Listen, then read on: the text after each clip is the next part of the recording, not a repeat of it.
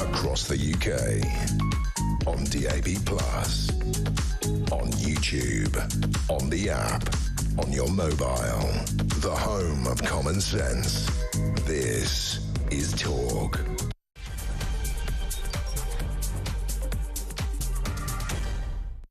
Yes, this is Talk, and here I've got some sweets out. In fact, this was a relatively large bag earlier. I can't believe we managed to go through these sweet stacks quickly, and Christo Fufas isn't here. Anyway, I've got to tell you this story very, very quickly about a friend of mine in Switzerland who made a disastrous cock-up over the Christmas holidays. He's got two daughters, aged 9 and 7, and he bought them some Christmas pyjamas, which had written on the front, "My little ho-ho-ho." And his wife said that under no circumstances were the children allowed to wear. I don't know whether the person who manufactured these had realised what this was all about. But anyway, I'll tell you the other great story. So my mate Rob, who is one of Donald Trump's lawyers, was flying over from the United States of America to go on holiday in Switzerland. I think this is great, right? So checks in, BA, first class at New York, and they go, "Oh, look, I'm really sorry. Your daughter's got 80 days left on her passport. We can't fly to Switzerland. But because it's a British passport, we can fly to the United Kingdom." So my mate goes, "What am I going to do? Can I get an emergency passport?" I said, "Well, not on Christmas Eve. It's going to be a complete nightmare." He said, "What am I going to do?" I said, "Here is some remarkably obscure knowledge. The 90-day rule to enter a country is not a law, it's just a convention. It just means because you're allowed there up to 90 days, it means you can't enter legally and then become illegal, having done nothing, having not changed your plans in any way, if you see what I mean." Right, so I said to him, whilst BA check-in will not waive the 90-day rule, it can be waived by any immigration officer. He said, "Well, how am I going to find a Swiss immigration officer?" I said, "You don't have to. All you have to find is one on the border of the Schengen area. And there are two ways to get into Schengen by meeting a customs officer, an immigration officer first. That is to take the Eurostar or the ferry." So he got thrown out of the BA first class lounge at Heathrow, got a train to St Pancras station, checked into Paris, and then got a train from Paris to Louisan. Now that is genius knowledge, isn't it? Okay, let's bring in our guests. No, not two of my better stories, those other things, but okay. Let's bring in our guests, Andrew Ebon, the futurist and broadcaster and barrister, and Chloe Dobbs, political commentator. Good to see you. I thought the Swiss thing was a win. A bit good knowledge. It had holes in it. It's not funny. It's good. I know it's good. It's good knowledge. I think it's I thought the pyjama thing was appalling. The ho-ho-ho thing. My little ho-ho-ho? I know. Do you think they realised that? And worse still, while they said you mustn't have your photos, what you have done with an audience of millions around the world is you've told that story, but you didn't name and shame, so I guess that's okay. Should we name and shame? Yes, who was it? No, I'm not going to say. I go for if I've got like a passport that's expired or a train ticket that's not valid, I just go for the Darren Brown approach and just show it with full confidence and a smile on my face. Do you know what I did? I did this on a train ride where it was going to cost me hundreds to buy. So you've got Darren Brown's passport? No. No, I don't. No. I'm using a psychological tactic. Why I was on a train up north and my ticket was not valid. And they just had done an announcement saying, if you try to use a ticket for this other train service, we will kick you off the train. Yes. And I was like, oh, it's very, you're right, because Darren's... And so the lady came and I showed her the ticket with a big smile on my face. "Hello, how are you? Here's my ticket." And she looked at it and she went, "Yep, great, thank you." And I was like, this is the winning ticket. Saved me hundreds. You're right. Do you know, I saw a great trick by Darren Brown. Yes. He went to, I think it was Wimbledon Dog Track. That's the one. And he walked up to a woman and he said, "Right, I'm going to guess all of the winners of every race." Yes. And he went, "In number 1, it'll be 5. In number 2, it'll be 6. I went through it all. And he went, "Write it down." And she went and she won every single race and won about 800 quid. Now, can I tell you that what had actually happened?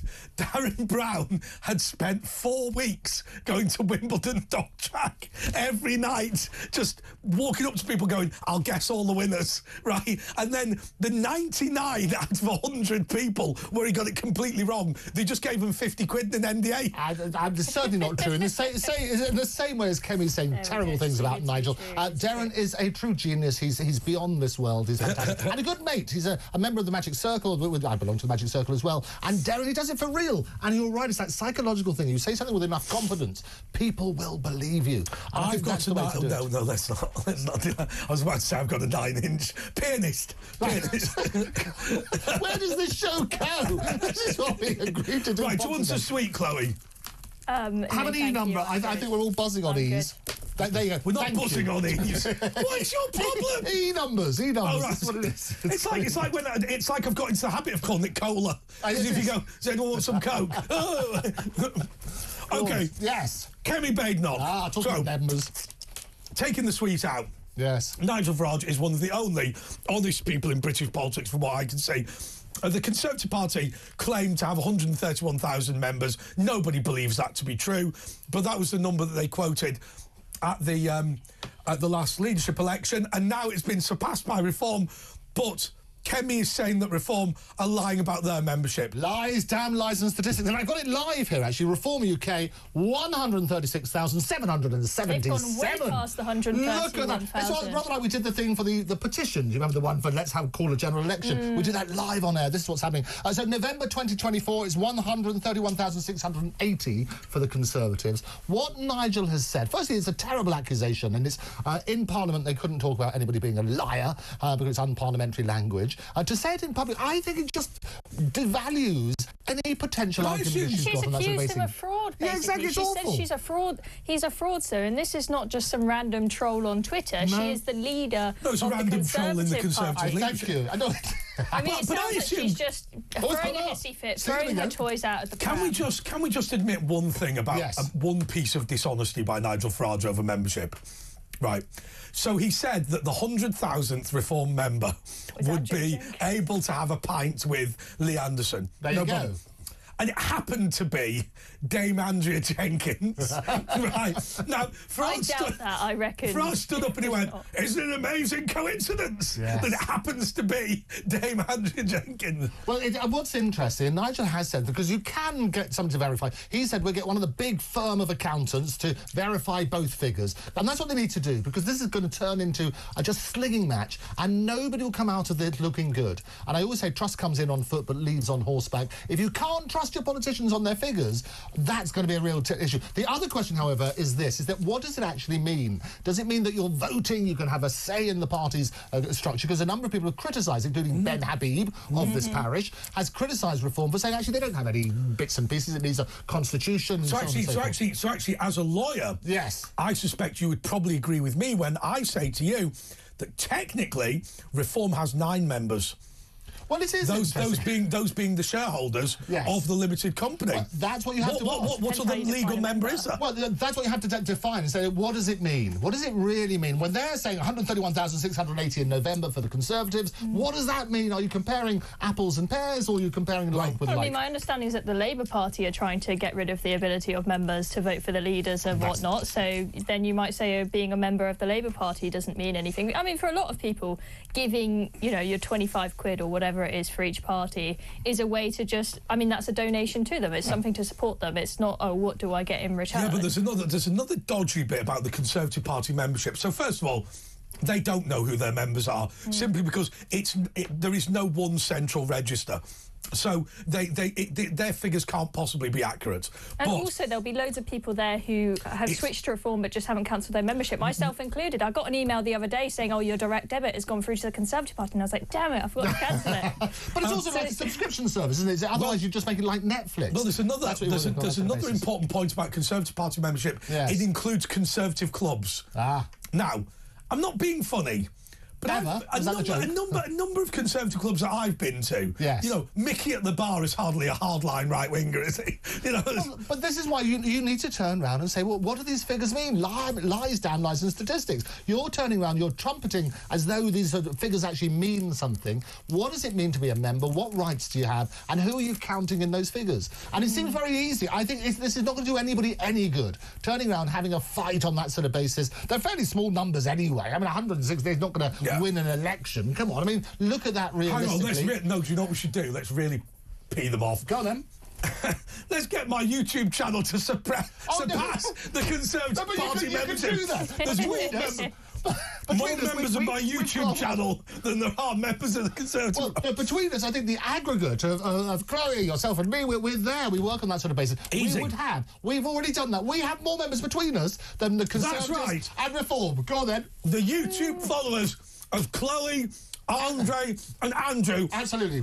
are higher than the Conservative Party Go to members. Optimus TV, look at the YouTube channel now, go to Andre Walker and Chloe Dobbs. You've got a YouTube channel. Speaking of social media, Kemi, in her attack on Nigel, said Nigel is not in touch with the digital age, right? And this is the guy who's got 1 million followers on TikTok now. I mean, he is like the politician of TikTok. He's the only one there that's any good at it. And, you know, she's just making these insults up. Oh, Ed Maisie's good at it. Come on. Have absolutely no basis whatsoever. And it really does seem like a little I thought that was an odd claim. You're not in touch with the digital age. Yeah, I've got about 50 times the number of followers as you. It is so silly. It's not going to end well, because what's going to happen is they will get the big firm, one of the big firms, to have a look at the figures. They're going to turn around. It's either true or it's not. And you then turn around and say, look, more light and less heat. Say this is what we classify as a member. Somebody pays their subscription. They become a member on that sort of basis. That's what it means. The Conservative Party will never allow that to happen. Well, then they have to ask why. But we all know why. So that's the problem. The problem is with the Conservative Party, they are very sensitive about having fewer than 100,000 members, which they probably do have. Fewer than 100,000. So why would they claim 131,680 in November 2024? Because what they're doing is they've added in loads of people, like all members of Conservative clubs. Right. Now that is a big number, because think about up and down the country, all of those Conservative clubs. And then there's other little organisations as well. Organisations like university branches, where you're not a proper member of the Tory party, but you're a member of a student branch that uses the Conservative brand and stuff like that. I think they're probably more legitimate than the Conservative clubs. It's so easy to unpack this. You can turn around and say that this is what we mean by a member, this is how we've counted them, and both sides come together. But also, it's completely pointless. They say that the numbers are relatively small for the whole realm of things. What are they hoping to prove? Rather than just turning around and saying, you're lying about the statistics, why don't you just turn around and say, look, this is what it means. We need to look at this as a real issue. Why are people... I'll tell you what, talking of things like that, I had a friend of mine who, he was a member of Parliament. In his constituency, there was 1 2 up 2 down with 70 people living in it, all on postal votes. And he said what was amazing was the names. It was the first guy was called Mr. Mohammed Iqbal, then the second one was called Mr. Iqbal Mohammed, and then it was like Mr. Iqbal Mohammed Khan, Mr. Mohammed Iqbal Khan, and he just obviously just slightly altered his name. And all of them, and believe it or not, local authority wouldn't investigate. They said there's no real evidence there aren't 70 people there. But yeah, there's no evidence there's not 70 people there, except it's got 4 rooms, right? Well, but this is the problem. It's all about the narrative, isn't it? And you look at the statistics last time for the election, and what I thought was crazy is that you get Liberal Democrats got 12% of the votes. Yes. And they ended up, as I predicted, with 72 seats or whatever it is. The Reform, with 14% of the votes, ended up with 5. I mean, what a nonsense is that? But they are making progress. I looked on Electoral Calculus today, and they predicted if there was a general election tomorrow, Reform will get 38 seats. Obviously, that's a long way from having Nigel in number 10. But that's a big improvement on 5 at the general election. I've got to be honest with you. So I saw Nigel the other day, and I wouldn't say he's confirmed this story to me, but it's fair to say that he didn't deny it. Okay. I said, I I think you had a real concern on polling day, that you thought you were going to get a lot of seats, because they wanted that bridgehead. Yes. They wanted, 5 to 10 people. Oh, sorry, probably 2 to 10 people. I think 5 was a good number. But then it looked like they might have 15, and they're like, who are these people? Yes. Right? Because the vetting had all gone wrong, and they said there was one bloke, and this wasn't Nigel that told me, but they said there was one bloke who looked like he might win, who was just a big racist. And this is the problem. Nigel said, and this is the easy thing to throw sort of rubbish at them. They turned around and said they didn't have time to vet everybody, so all of this is going to come around. And actually, Reform was born in this very studio, wasn't it? Because Nigel used to be here. We had David Bull was here, Tice was here, and the original members. Ben Habib is a regular. These still have the DNA, these seats of the original Reform members. And you look at that sort of stuff. What's going to happen, though, it's not going to just be Reform by themselves. They need to do some sort of deal with the Conservatives to beat Starmer. And talking, as you know, Elon Musk and how that's going to change everything. The potential donation, as you know... No!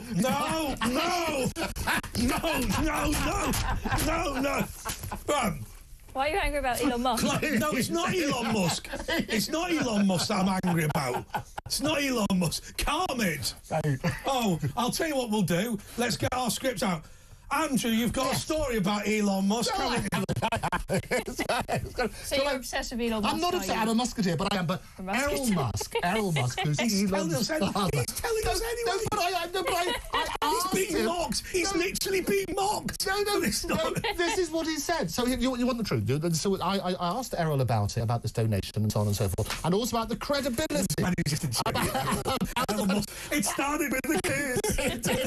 I will help the YouTube video views on that sort of basis. So what he was saying, it's all about credibility. And at the moment, no party is sufficiently together. So what it makes sense, that's the reality. So the Conservatives and Reform need to have a conversation if they're going to eat Star. We've got to work on that. I don't think they should do a deal. I think when I ask my viewers, what do you think of so-and-so Conservative thinking of defecting? A lot of them, they get really, really touchy about it. They do not want the Reform Party to just become the Tory party. They only want a few Tories to defect if they really are really serious about immigration, for example. You know, they'll happily have Suella Braverman, for example, but they do not want every single Tory MP. Do you know what I said on what I said on my YouTube channel, and it went out, and honestly, I found myself amused by it. Look, the Conservative Party remains a really strong way, a good mechanism of bringing around conservatism. Even now, at least half of the Conservative Party MPs are Conservatives. Yeah. And then I thought, actually, that's not a really good statistic or reflection, is it? Because that means the other half are just communists. Yeah. But also, there's something wrong with people defecting anyway for a party. If you vote for somebody as your Member of Parliament, you tend to be voting on party lines for whatever it is, and rather than as an individual. So it's not just the individual who can suddenly say, I'm going to switch parties. This is pretty bad. I think that they need to do as much damage to the Tories as they can over the next few years and see how far they can let them die off. If they are completely dead, then they can stay independent. But obviously they'll need to, you know, there might be a last-minute deal near the general election if it still looks like the vote on the right is split. But they may not need to. And if they can stay independent and just allow the Tories to die as they, you know, keep on doing well on social media, making Kemi look like an idiot with this spat on Twitter and whatnot, then they can stay independent. They don't need to do a deal now. Do you reckon Kemi was on the ale this afternoon? I think she may have been. It's sort of because she's still a bit tipsy from the Christmas sherry. But it's one of those things where she sent 5 tweets kicking off about Reform UK's membership. Yes. Right. You know, and what time is it? Well, 5 hours ago, they're saying. So maybe about 6 in the evening. You know, it's Christmas. It's Boxing Day, isn't it? I don't believe. I think Kemi has got a good heart and a good soul. But I'm not saying she has a bad heart. I'm saying, was she pissed? She was ill-advised to make that tweet. Well, she was ill. Well, I don't think she was advised because all of her staff would have been off work enjoying Christmas. This is maybe what happens when you don't have the whole PR She was tired and emotional, Chloe.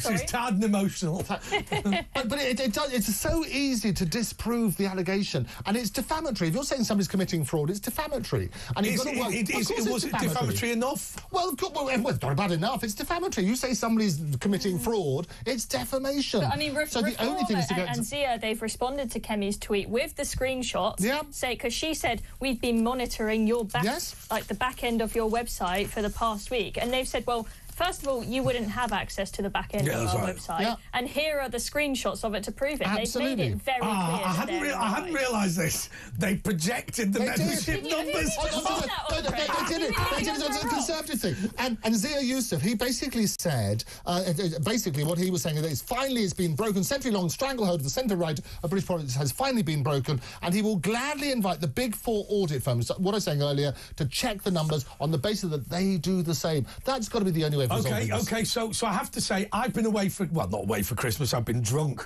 But I suppose that's a form of away, isn't it? But I hadn't realised that they projected the membership number on Conservative campaign headquarters. And the numbers are going up all the time. So even within the tail of the show, it's now 136,833. And our YouTube channels are doing similar numbers. So we're doing very well. There we go. That's before we go to break, yes, I had assumed, as he finishes his suite. Yeah, go for it. Professional to the last. You're very good. Okay, So I'd assumed that was just one of those automated things. It is automated. That was the accusation that Kemi's making. So rather like a Netflix subscription, it's going up on that. So there we are. So now number 4. We've gone up within the short space of time. What was it? 77 at the end beforehand. So we've gone up by 60 just about within the space of a few minutes.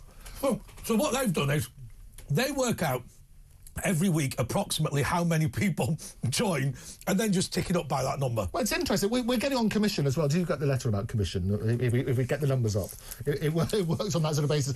What I also like is that Maggie, who Sia explained it on his Twitter. If I find it. Oh, that's fascinating, Chloe. Anyway, we'll be back after break.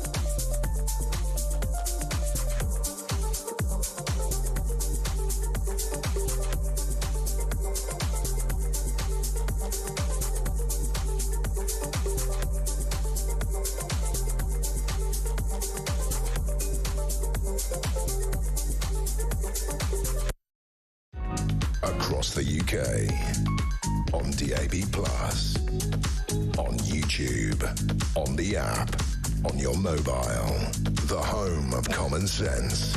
This is Talk.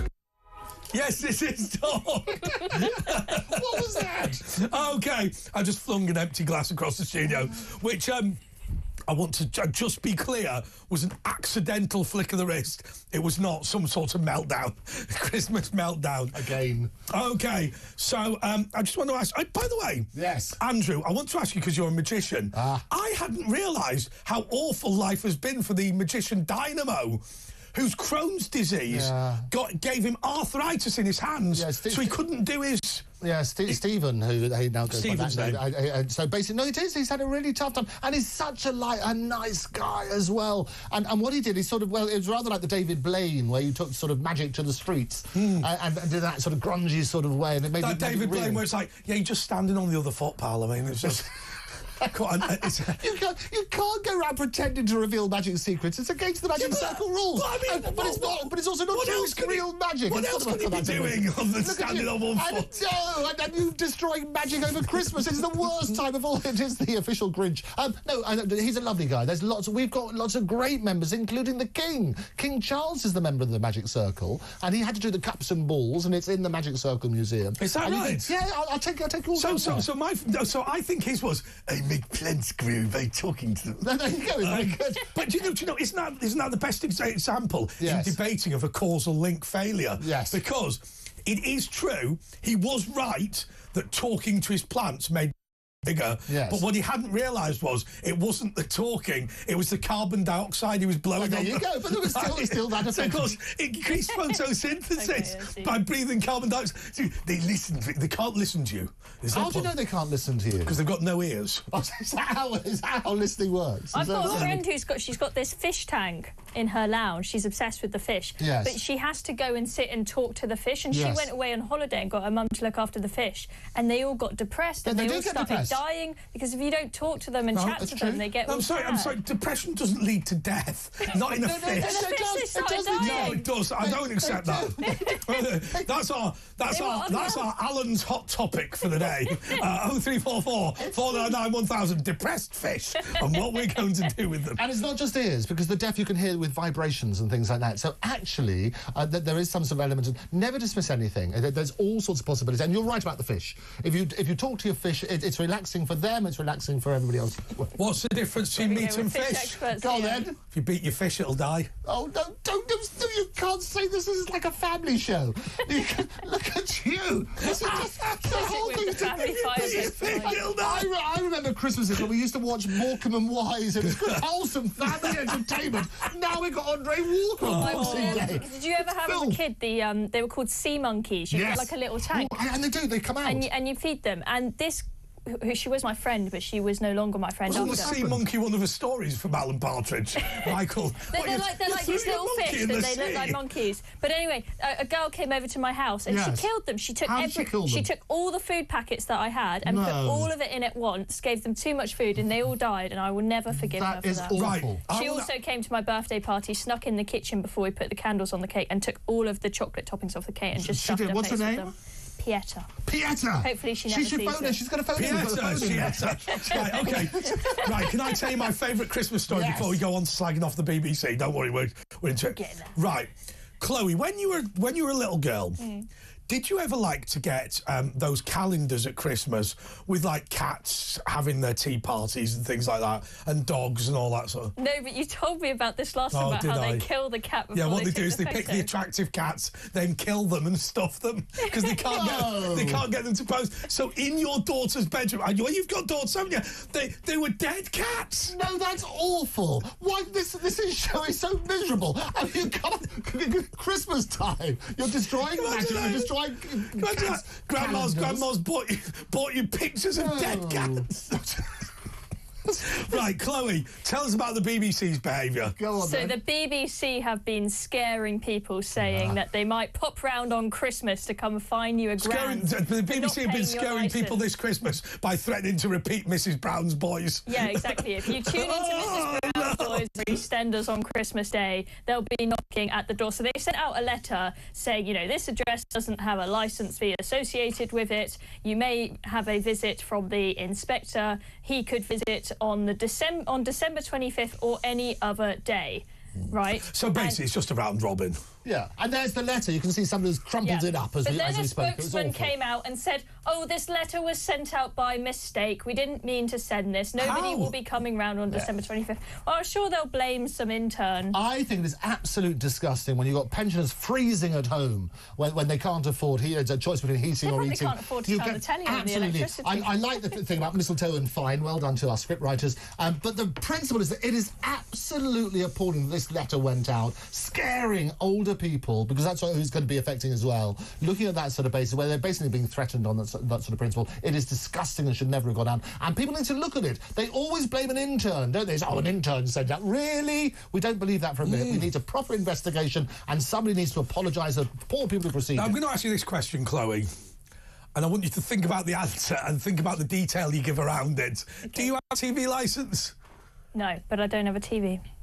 OK. Do you have a computer that you watch live television on? Do you watch the iPlayer? I watch Netflix and YouTube. Do you? No live television. I've been told that if you watch live TV on your phone, it's perfectly legal unless you plug it in to charge. The basic principle, I pulled this up because I knew we were going to do this. The basic sort of principle, and this is the sort of two-tested, live TV on any channel and the BBC iPlayer. There we go. If you have a look at the side about whether you need a licence, that's it. If you're just but does the law say you need it for iPlayer, or is that just a civil offence? I think the reality is this, and people often get confused. It's not a criminal offence not to have a licence. What the criminal offence is not to pay the fine, and that's when the crime comes. So, is that right? Yeah. So people often there's an extra step before it's the crime. But the reality is exactly that. You need to check whether you need a licence. It's going up as well, which is the biggest problem. So the BBC's in a terrible mess. I had a friend of mine who wrote to the BBC saying, And he claims that he'd been told by a friend of his, that the BBC will let you off the licence if you do this. Do not try it, right? Because I don't know whether it'll work. But he wrote in saying, I am not willing to pay my TV licence because I have political disagreements with the BBC. Yes. And he said that he'd come across a policy document at the BBC saying, we don't want them in court, standing up slagging us off, right? So just leave those ones. The ones that write to us and say they're going to stand up in the magistrates' court screaming abuse about how we're all communists, we'll just not have them.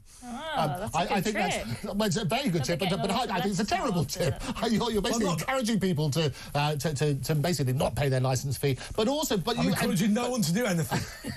But also, this is like the Christmas show. I love it. You should see any other day where we're not happy. The reality is exactly that: is you have to do the licence fee on that sort of basis, otherwise you get your fine.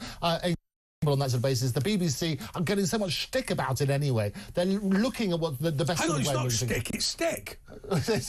Stick means pattern of behaviour. What's this a pattern of behaviour? So you have getting stick for it. They're not getting stick. They're getting both. No, they're not. They're getting a pattern. There's a pattern of behaviour with a stick. It's another phone-in. Hot topic. No, you can have a stick of stick. No, so you can have a pattern where they're always beating. You just mispronounced it, didn't you? Yeah, beating the people on that sort of basis. You just mispronounced it.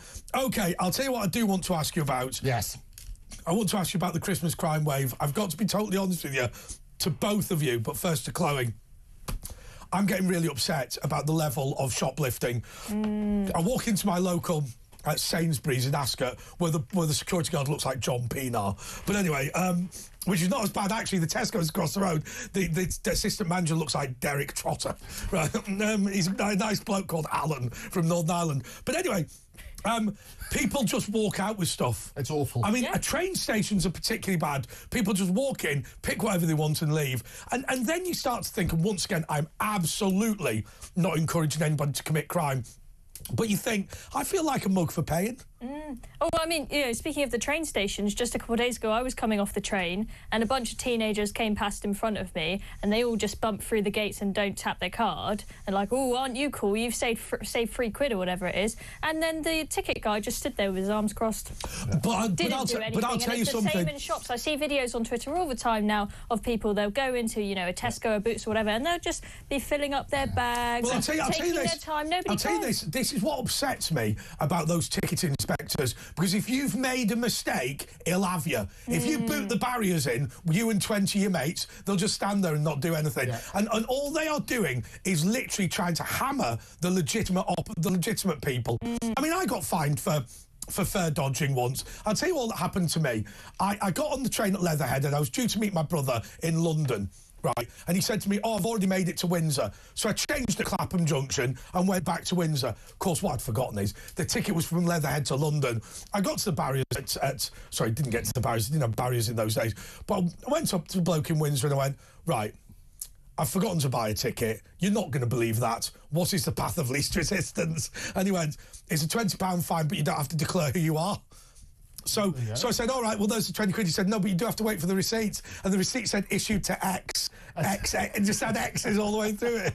It was like my photograph collection. But anyway. This is the show, isn't it? This is just, I don't care. I know you don't. Those things. No, it is absolutely appalling that you get things like people investigating. You get bad speech. You talk about various situations. That is, they're going to clamp down on that sort of stuff. But when you're nicking stuff from shops, it is appalling. And the reality is, it's not. We pay for it. We pay for it in hiked up prices and so on and so forth. So we should stop. We need to bring back community values. We need to turn around and say it's not just police officers, it's not just the security guards in the shops. As a community, we need to call this out. Yeah, but I've got to be honest with you. I said this the other day. I was at Reading Station. I saw a couple of young girls nicking a load of stuff from WH Smith's or something. I forget which one it was. But I thought to myself, if I intervene, what will happen is they'll say I groped them or something like that, and the police will have me and let them off. Well, this is and why the security guards in shops, they just don't bother. They're literally paid to stop people stealing, but they stand there with their arms crossed. I saw that at Tesco's on Trafalgar Square. Yeah. Somebody went in and helped themselves to Krispy Kreme donuts, which, by the way, are awful. I don't know why anyone says they're nice. But anyway, the bloke said, listen, for minimum wage, I'm not fighting these people. No, Well, that's the thing. It's minimum wage, and sure, you might lose that job, but you can get another one, right? The other alternative is maybe you end up. I'd rather lose the job than my eye. You end up in court and whatnot because, as you say, if it's a girl, they might say you assaulted them. If it's a person of colour, they might say it's a racist attack. There is a perception, Andrew. Yes. And I don't know if it's true. Perhaps you can enlighten me. That if you were to intervene, the police would have you for intervening. And that's the problem. We're living in a culture of fear. The bottom line, and this is why lawlessness is rife. And every single day on social media, you're having these CCTV footage of security guards getting beaten up, a whole load of people going in and nicking stuff. We've seen we need to bring back community values, and that's what we need to do. In 2025, they all say it takes a village to bring up a child. It's the same about making sure we get lawfulness in society. Let's bring that back. Let's get values where we're not scared. But nobody respects the law anymore, and that's because people are getting away with stuff. And the focus is wrong. When we talk about two-tier care and looking at that sort of stuff, shoplifting and various other crimes, and it's not just shoplifting, it's the other crimes as well. They're all on the increase, but things are not happening. But you speak on that sort of basis, and you get punished. The impression has been given that the law is there to hound the good people and is just simply not applied to the bad people. No, the law's not there to hound the bad. It's enforcement. So a lot of people, they blame tech, and we'll come on to this later as well, talking about TikTok. It's the technology. It's not the technology that's bad. It's not the law that's bad. It's the enforcement. But that's the argument that people make about gun ownership in the United States of America. Well, but you work on that sort of basis. We won't get into that now. We will get into it later. But the reality is that it's not those instruments for people who are bad are going to do bad things with it. That's the reality. The law is fine. We have protection in place. What needs to be looked at is the enforcement side. People would not run around London with machetes in broad daylight having sword fights if they knew it was the case that every other one of their mates that had ever been seen with a knife was straight in prison. But I blame. If there was strict enforcement. I'm going to go, Chloe, for a controversial view. I blame the Police Act 2002, right, which banned your legal right to set up your own police force. Right, for the first time in British history, you could not do it, and the reason was very simple. It's called the Royal Borough of Kensington's Chelsea Constabulary, where Kensington and Chelsea said the Metropolitan Police have given up in our area. Therefore, we are going to claim our right to have our own police force, which we're going to come in. Now, what the Met did under Ian Blair was they lobbied for... they put in community policing a bit, but they basically ensured that it was illegal. So we're now in a position...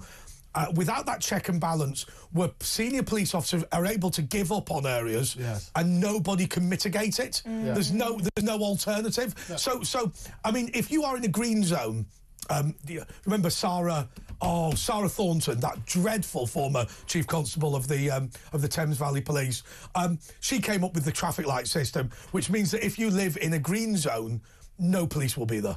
Yeah, and it is appalling. And as I say, trust comes in on foot and leaves on horseback. The trust in the police is at an all-time low. You see these horrendous pictures which are accompanying our discussion. And you'll see, I understand, you're a security guard and you have a whole gang of people coming in and nicking all the cigarettes, and you're worried for your life. You're worried for your life. What we need to do is look at that footage and then make an example. You turn around and say, the police, subsequently, we can identify people very quickly because CCTV footage is everywhere at the moment. You can follow exactly where they went. But you look at things, if somebody has their phone stolen, and they almost stole my phone, I was outside the BBC, and somebody came along on a bike, that's what they often do, tried to grab it. Fortunately, I held long enough, and I phoned up straight away, I still have my phone, and I said, look, I'm telling you where the guy is, we'll have a look here, you've got this footage, you've got CCTV footage, and they said, well, you're the seventh barrister who's almost had his phone nicked. But these happen all of the time, and it's not I'm not being funny. Knowing what I know about the BBC, there is no way whatsoever I would steal one of their phones or laptops, right? Because that's a recipe for disaster. Because anyone goes on the hard drive of that bloody thing, right? I mean, it's like, what you'd have to do is you'd have to get like that professional shredding software to get rid of the filth from the damn thing. All right, we'll be back in a moment.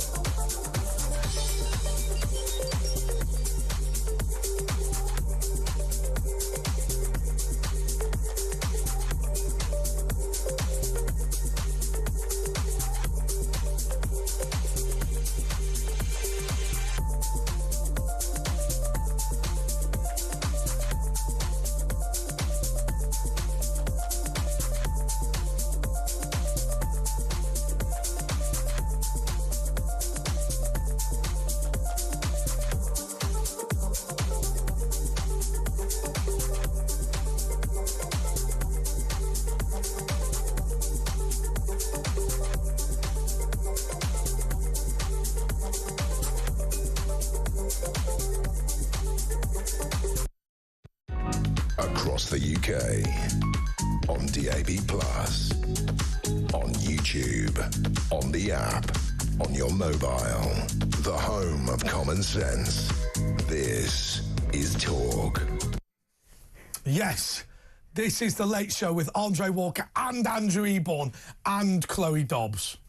I spoiled on a Boxing Day. I love it. And this is the clean version, as I say. We remember Christmases past. What was your favourite Christmas? Did you have a favourite Christmas? A favourite Christmas? Did I have a favourite Christmas? The one at the 25th of December. It's generally accepted. But we used to... I mean, yesterday we had Gavin and Stacey to see where all the time the nation came together and they were huddling around the TV. Yeah, but isn't that fat one really obnoxious in real life? No, I've met him. And it depends. Everybody's obnoxious at certain times. And it depends. It depends on when you approach them. They can be really nice and they can be really horrid. And Right. you get all sorts of... I haven't met you because you're going to have a pop at me. Who haven't you met, he's going to say? Who are the most obnoxious celebrities you've ever met? Well, I've met this Andre Walker. Have you met him? No, I haven't met him. You met Andrew Eborn? I know, exactly. No, Has anyone met Yuri Geller? No, Yuri's lovely. Everybody's lovely. It depends on the sort of basis. I think what happens is depends. People get a bad rap depending on different situations. Yeah, but some celebrities have a bad rap and then go off on one, don't they? No, they do. Oh, sorry, I thought you were referring to hard drugs. No, he's had a bad rap. The reality is, if you prick me, do I not bleed? If you tickle me, do I not laugh? Everybody has issues all Chloe, all can you the time. That, please? Everybody does have issues. Yes. But that doesn't mean everyone's an obnoxious prick. So who's an obnoxious... Who are you saying? I don't even know what we're talking about. He was asking who's the most obnoxious... It was the best line of the show. So lovely. The gallery are loving your verbiage. I don't even know who or what you're talking about. He's asking who was the most obnoxious one you've come across. Obnoxious one? Present celebrity? Present company accepted. What, in person or...? Yes, or virtually. I don't know that many celebrities. Neil Tennant was quite obnoxious to Neil's me. lovely. But Neil who? But then again, I was ailed up at the time. You'd be all permanently ailed. The most obnoxious celebrity I've ever met in my life, the Oddie. Bill Oddie is awful. Bill Oddie was lovely. Oh, he's dreadful. He was not He's dreadful. He was a great goodie. Although I will say, I think what upset him was when I went. We went to an event. He's a baddie, they're saying, in the gallery. It was an event in Parliament. Yes. And I walked up and it was only serving vegan food. Yes. And I went, "Where's the chicken drumsticks?" Yes. And he went, "This is an event for the RSPB, the Royal Society Prevention of Cruelty to Birds." And I went, "Oh, come on, chickens don't count." I went, "Chickens are birds as well." But why does that make you obnoxious? Come on, Oddie, pose for a photo with me. And did he? Yeah, he did, but he didn't smile. Oh, just... You're probably the obnoxious one for going in there demanding chicken. I have to say, it's all I about hadn't even been perspective. invited, actually, which was... So you were gate crashing. I was gate You're crashing. definitely the obnoxious celebrity then. I'll tell you what, I gate crashed. Every night I worked in Parliament, I gate crashed. I'd do on the terrace and just swilled champagne. I'm very concerned about the issues emerging in British gas. Right. But one night I did actually gate crash a funeral. Oh, did you? Why? Well, it's easier than gate crashing a wedding. I can understand gate crashing a wedding because it's fun and everyone's in a good mood. But why would you gate crash a funeral where everyone's crying? I walked in, they were all wearing black and crying. Yes. And then they walked over to me and went, "Who are you?" Yes. And what did you say? I'm on the bride's side. I said... What did you say? "I met him once." Oh, you met him once? Is that what you said? And then just pretended, and they went, "Oh yes, that's fine." What brought you to want to go gate crash a funeral? No, because I didn't know it was a bloody funeral, Chloe. Were you trying to go to a normal your Sunday church service, What university did you go to? Oxford. Right. So I went in through the side entrance, right? Right. Intellectual, right? Didn't realise it was a funeral. Okay. Now, what I then did was, I clocked enough details from the picture of him to help me make up a backstory about how well we knew each other. Well, the great thing about gate crashing a funeral as opposed to a wedding is that you don't have to bring a present. You still get access to the food. I know it works on that basis. Can I tell you something? When my grandmother died, yes, there was a knock on the door during the wake. Oh no! And the woman went, "Hello, I'm here to see Maria." I went, "This is her wake," and she started crying. And she went, "Oh, I'm her carer. Nobody told me she was dead." And my mum whispered in my ear and went, "Don't give her any money." And she said, "Offer her a cup of tea only. She'll be gone in 10 minutes." Right? And somebody told me, that the people who are carers make sure they find out when the wake is and then knock on the door pretending they didn't know. Oh, is that what they do? Because then they go, oh, you looked after my mother. There's a tenner each. Right, and they sort of make a couple of quid, don't they? Oh, my mum said, you give her a sarnie and a cup of tea, she'll be gone in 5 minutes. Very sneaky. My dad will gate crash weddings, but he won't just loiter at the back and steal a few canapes. He'll go straight to the centre stage of the dance floor. Why? Really? He doesn't see anything wrong with it. He's like, yeah, I'm getting everyone in a good mood. But at my cousin's wedding, when he actually was invited and was supposed to be there, he was acting like such an idiot on the dance floor that one of the guests actually came up to my cousin and said, Becky, some guys gate crashed your wedding. I'm like, no, that's my uncle. I thought the worst thing I've ever seen from a wedding, is a wedding in Scotland where they got the best man to sit on the bride's knee and he'd neither worn underwear nor wiped his backside properly. Oh, no. Oh, no. And was there evidence? There was an additional stripe that's what I'm saying, on the dress. Oh, dear. She must have been showing ass. Furious. What, we're naming and shaming. Who was that? No, it was just, I just saw it online. It's got to be Mike Graham. But the reality is this. The reality is he wouldn't have been sober enough to do it. You're talking about obnoxious people. I always say, maybe this is what we should do for 2025, is that if somebody's not in the room able to defend themselves, we shouldn't slag them off behind their Well, how on earth are we going to operate this state? Very easily, because everybody, everybody has a right to have somebody speaking up for them occasionally. And I think Get Margaret. We can't see Maggie. Here we go. How can we do this? Can I do this? It's like, how's that? Is that there's your Maggie? She's come in reform colours. You'll notice. I cannot begin to describe how thrilled I am. Oh, look at that! Do you see the impersonation I did? So you didn't even see my lips move. It's got to be okay. Anyway, Maggie. We're going to be back in a couple of moments, and we're going to be talking about should teenagers vote. Ah.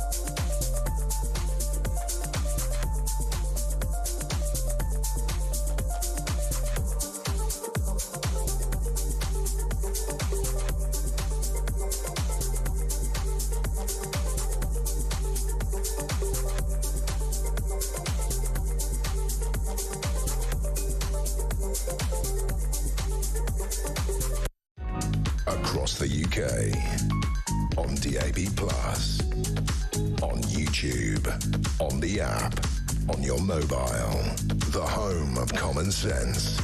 This is Talk. Yes, this is Talk, and a big hello to Oliver Dobbs, who I understand is watching live across the world. Okay, texting people saying that I shouldn't throw things at his sister. Well, Stop it. don't care. Okay, should teenagers vote? Andrew, do you care? Of course I care, and the reason it's important, the reason they're trying to do it in the same way as they're trying to restrict the rules on who can donate what to parties, because they want to stay in power. And as soon as you can do it, in the same way as the Lib Dems, when they had that sort of coalition with the Conservatives, the one thing they should have focused on is proportional representation, because they could have made themselves the party, a much better party. But most teenagers that I've ever met now, and I don't want, because I'm in media, for people to think I generally hang around with them, but they're generally rabid, aren't they? I mean, if you get talking, if you get talking to a sixth former, quite often they have the political opinions of their parents, right? It's only when they get to 18 they start getting into veganism and Buddhism and stuff like that. Oh no, people rebel a lot earlier. What? I'm vegan. She is vegan. Vegan? Yeah, she is vegan. I prefer the term vegetalist because it sounds more offensive. But I'm not some woke just stop oil. It's all right to be vegan, and the best mac and cheese I ever had was vegan. There you go. It's true. The best meal I've had recently was when Philip Ullman, who's an Orthodox Jew, took me to a restaurant called Tish in London, where they made me a ½ kilogram steak and poured vegan au poivre sauce over it. And he said the reason was that Orthodox Jewish people don't like the animal to bathe in its mother's milk. And you think, well, given you slit its throat and cut it to pieces, I mean, I would have thought that would have been the bigger offence. And then there's a calendar about it as well, isn't there? You're working on that sort of basis. Some people have the most insane double standards. Like, they'll sit there, like, crying whilst you swat a fly in the house, and then 5 minutes later they sit down to eat their steak dinner, and you're like...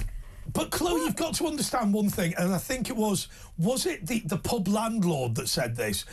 He said, I don't hate the cow, it's just I'm hungry and it's made of beef. You know, I've not got anything against it. But that's the reality, and I think... When did you become a vegan? You don't have to answer any of these questions. 2016. And what was the reason? What was the catalyst?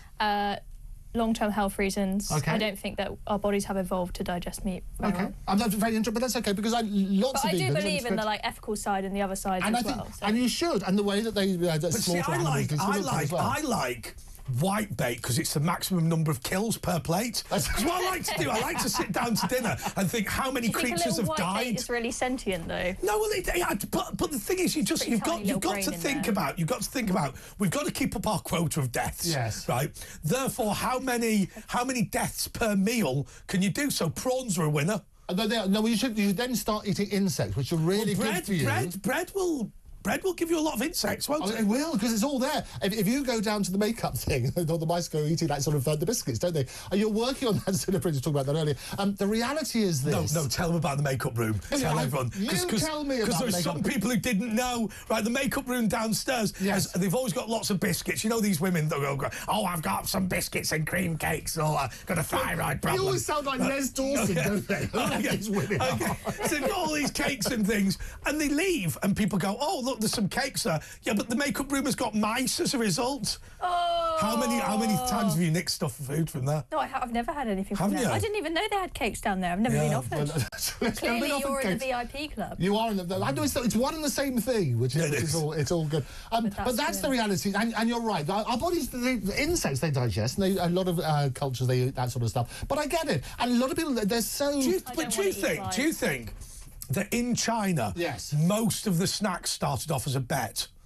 Like, I bet you wouldn't eat that. I bet if I dipped that in soy and honey, you wouldn't eat it. Oh, it's all right, that, actually. You're absolutely right. And you dig up these things like truffles and various other things, and who's going to milk that and the first person to drink it? All that sort of stuff. You're right. I mean, I'm sure you could say the same as some of the stuff here. Like, who the hell came up with deep-fried Mars bars and what? Elvis Presley. Well, I've got a friend of mine who says that he believes that many Scottish foods started off as a bet as well. But I'm certain you go down to these. I mean, it's like, have you ever seen Idiot Abroad when he went to China? And the bloke didn't eat an egg; he ate a fetus. And he's like, what is wrong with this man? Like, he's like, they got the egg. It's like a hatchling thing. Okay, well then it's slightly different on that space. But you're right. The stuff that people eat around the world, it's like going in the jungle for a lot of people that work on that stuff. Yes, exactly. And you're working on that. And actually, have you ever before 2016, before you were vegan, what did you? I never tried snails. Never. But my brother, I do remember he was reading a menu in French and he didn't understand it, so he just picked something at random. Let's go, It's how he did. It was like brain and off. I went to Colombia with a couple of mates of mine, and and my mate he put his finger down and did that, and this thing arrived, and it was stuffed pig's intestines. Yes. And I just said to him, I said, look, mate, don't eat it. And he was going, oh, it's lovely. I went, don't. I said, the problem is you're just doing this to put on a brave face. Just admit you made a mistake and order something else. He put it in his mouth, he chewed it, and he said, that's all right, that... Because he said what had happened was when the intestine burst, whatever they had inside it oozed out in his mouth. Yeah. And even the Colombian blokes were going, do not eat that. It's a real error of judgment. It is extraordinary. I know they get some funny things, but it is a challenge. So in Japan, they have the fugu fish. You know, I'd love to eat that. I've had it. It's a puffer fish. It is a puffer fish, but it can kill you. So you need a special license in order to basically prepare this fugu fish. And every so often, people are dying as a result of it. It's amazing, though, because there's a bit of mythology there, because I hadn't realised this. Nobody has died from a fully licensed fugu sushi chef in about 20 years. It's people attempting it themselves where they killed it. Because it's things like you have to remove the skin and if you burst the relevant bit and that infiltrates it. And the idea is it sort of basically can numb your mouth. And so well, you've eaten the one where they put a small amount of the poison into the fish. I have. I've done it all. I've eaten everything. Have you? And what was the thing? What thing had the nicest taste? I don't. It is glorious, but I love it. Japan, I can tell you, they do the best food in the world because they have the best meat, the best ingredients, the freshest, and so on and so on. I had the best French food, the best Italian food, the best Indian food, all in Japan. I was there just a couple of weeks ago. It is glorious. I've got to tell you, in continental Europe, they make curry with pasta. That's unacceptable. It's unacceptable. Yeah, but in this country, people put curry sauce on chips, which is vile. No, it's vile. How can you accuse Shut up. About the pasta? We'll be back after the break. Goodbye.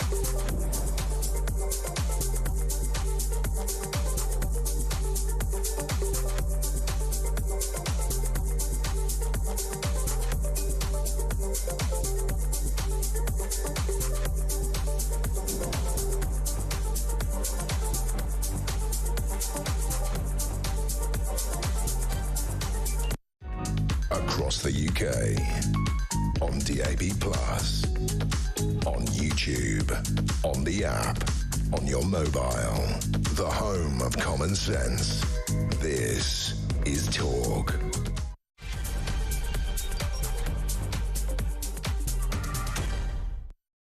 Yes, this is Talk, and this is the press preview with Andre Walker, Andrew Eborn and Chloe Dobbs, and I think we get straight into it. The first one is The Times and Tory anger as Farage claims surge in members. Kevin Badenoch has accused Nigel Farage of faking a surge in Reform membership after the party claimed it has passed the Conservatives for the first time. Do we think he's lying? I don't think he is. Defamation, as we said in the tweet, and people are responding to that. It's so easy to prove. You need to get somebody in there. The chairman's turned around and said, look, bring in one of the top 4 accounting firms. We'll tell you how we work out the figures. We'll tell you what it means to be a member, and we'll compare like with like. I don't think it's a good look. It's not a good look for Kemi to be banding around this sort of language. I also don't understand, Chloe, that... when you sat there thinking about this strategically, surely you'd say to yourself, let's not draw attention to the fact we've not got many members. Yeah, well, Why don't we just ignore them? I think that your analysis is probably right, Andre, that she wrote this tweet while she'd had a few too many sherries. I can't see the logic behind it. Or maybe is that defamatory? this is how she normally thinks, but normally her PR team is screening everything. Occasionally had a drink. You're saying she's so paralytic it clouded her judgment, is what you're suggesting. No, it's defamatory, but the defence would be if it's true. So you need to look at that sort of side. It might explain it. It's not as serious as accusing somebody of fraud, which is what... Yeah, but hang on a second. Is it defamatory to say, I think the only reason you believe he's committed fraud is because you're pissed? Well, it is defamatory. If you're the basic test for defamation is if you bring somebody down in the eyes of right-thinking people. Well, that wouldn't. Well, no, but there might be some people who turn around and say, well, that's what Who is going to think that her doing it sober would be worse than her doing it true? The reality is, you know, if you write it off as she'd had a couple. Yes.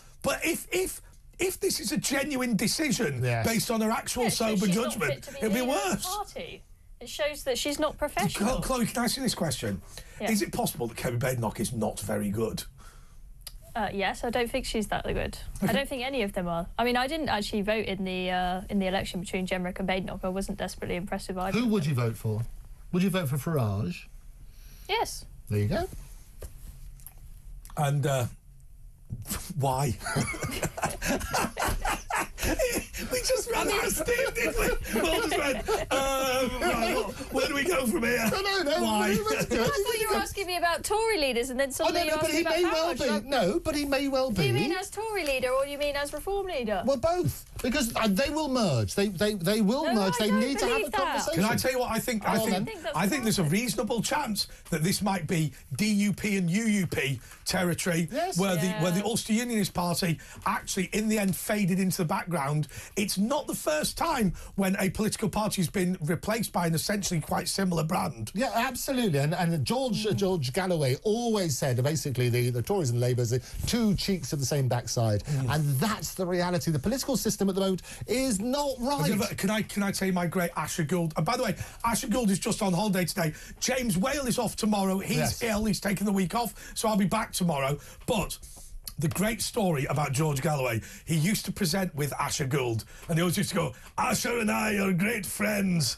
And Asher would always press the dump button. So just to explain to everyone, what you're listening to or watching is 14 seconds ago. So I can press a button and it'll delete the previous 7 seconds, right, and go back in time. So anytime George said, Asher's a great bloke, we get on really well, he'd press that button. He said, I can't go down the synagogue and I haven't heard that. OK, let's go on to the front page of the Express. Yes.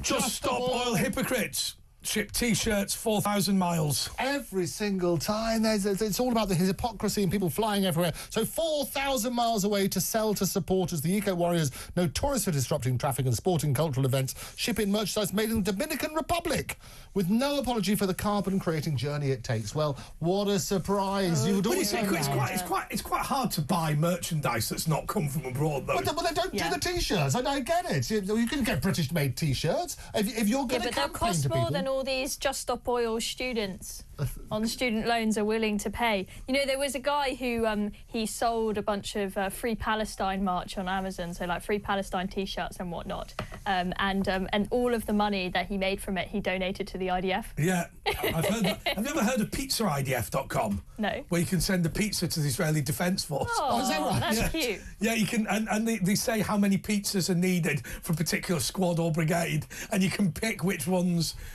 We always used to make dough. We used to campaign lecturer at university, Peter IDF. Yeah, well, there we go, all interesting stuff. So, Ian Duncan Smith, he's come out and said... He's come out? That's defamatory. That's defamatory. Oh, no, defamatory. He's come out No, stop. We can't. We're gonna have to make an apology. I want to apologise on behalf of Andrew Eborn for saying that Ian Duncan Smith has come out. He's just come out and said... that's not what you said. With respect, that's not what you said. You claimed that IDS was a homosexual. Live on that. I did nothing of the sort. He basically said it's another example. China. Here they come. Come on, then bring it over. Here we go. One over here. Go for it.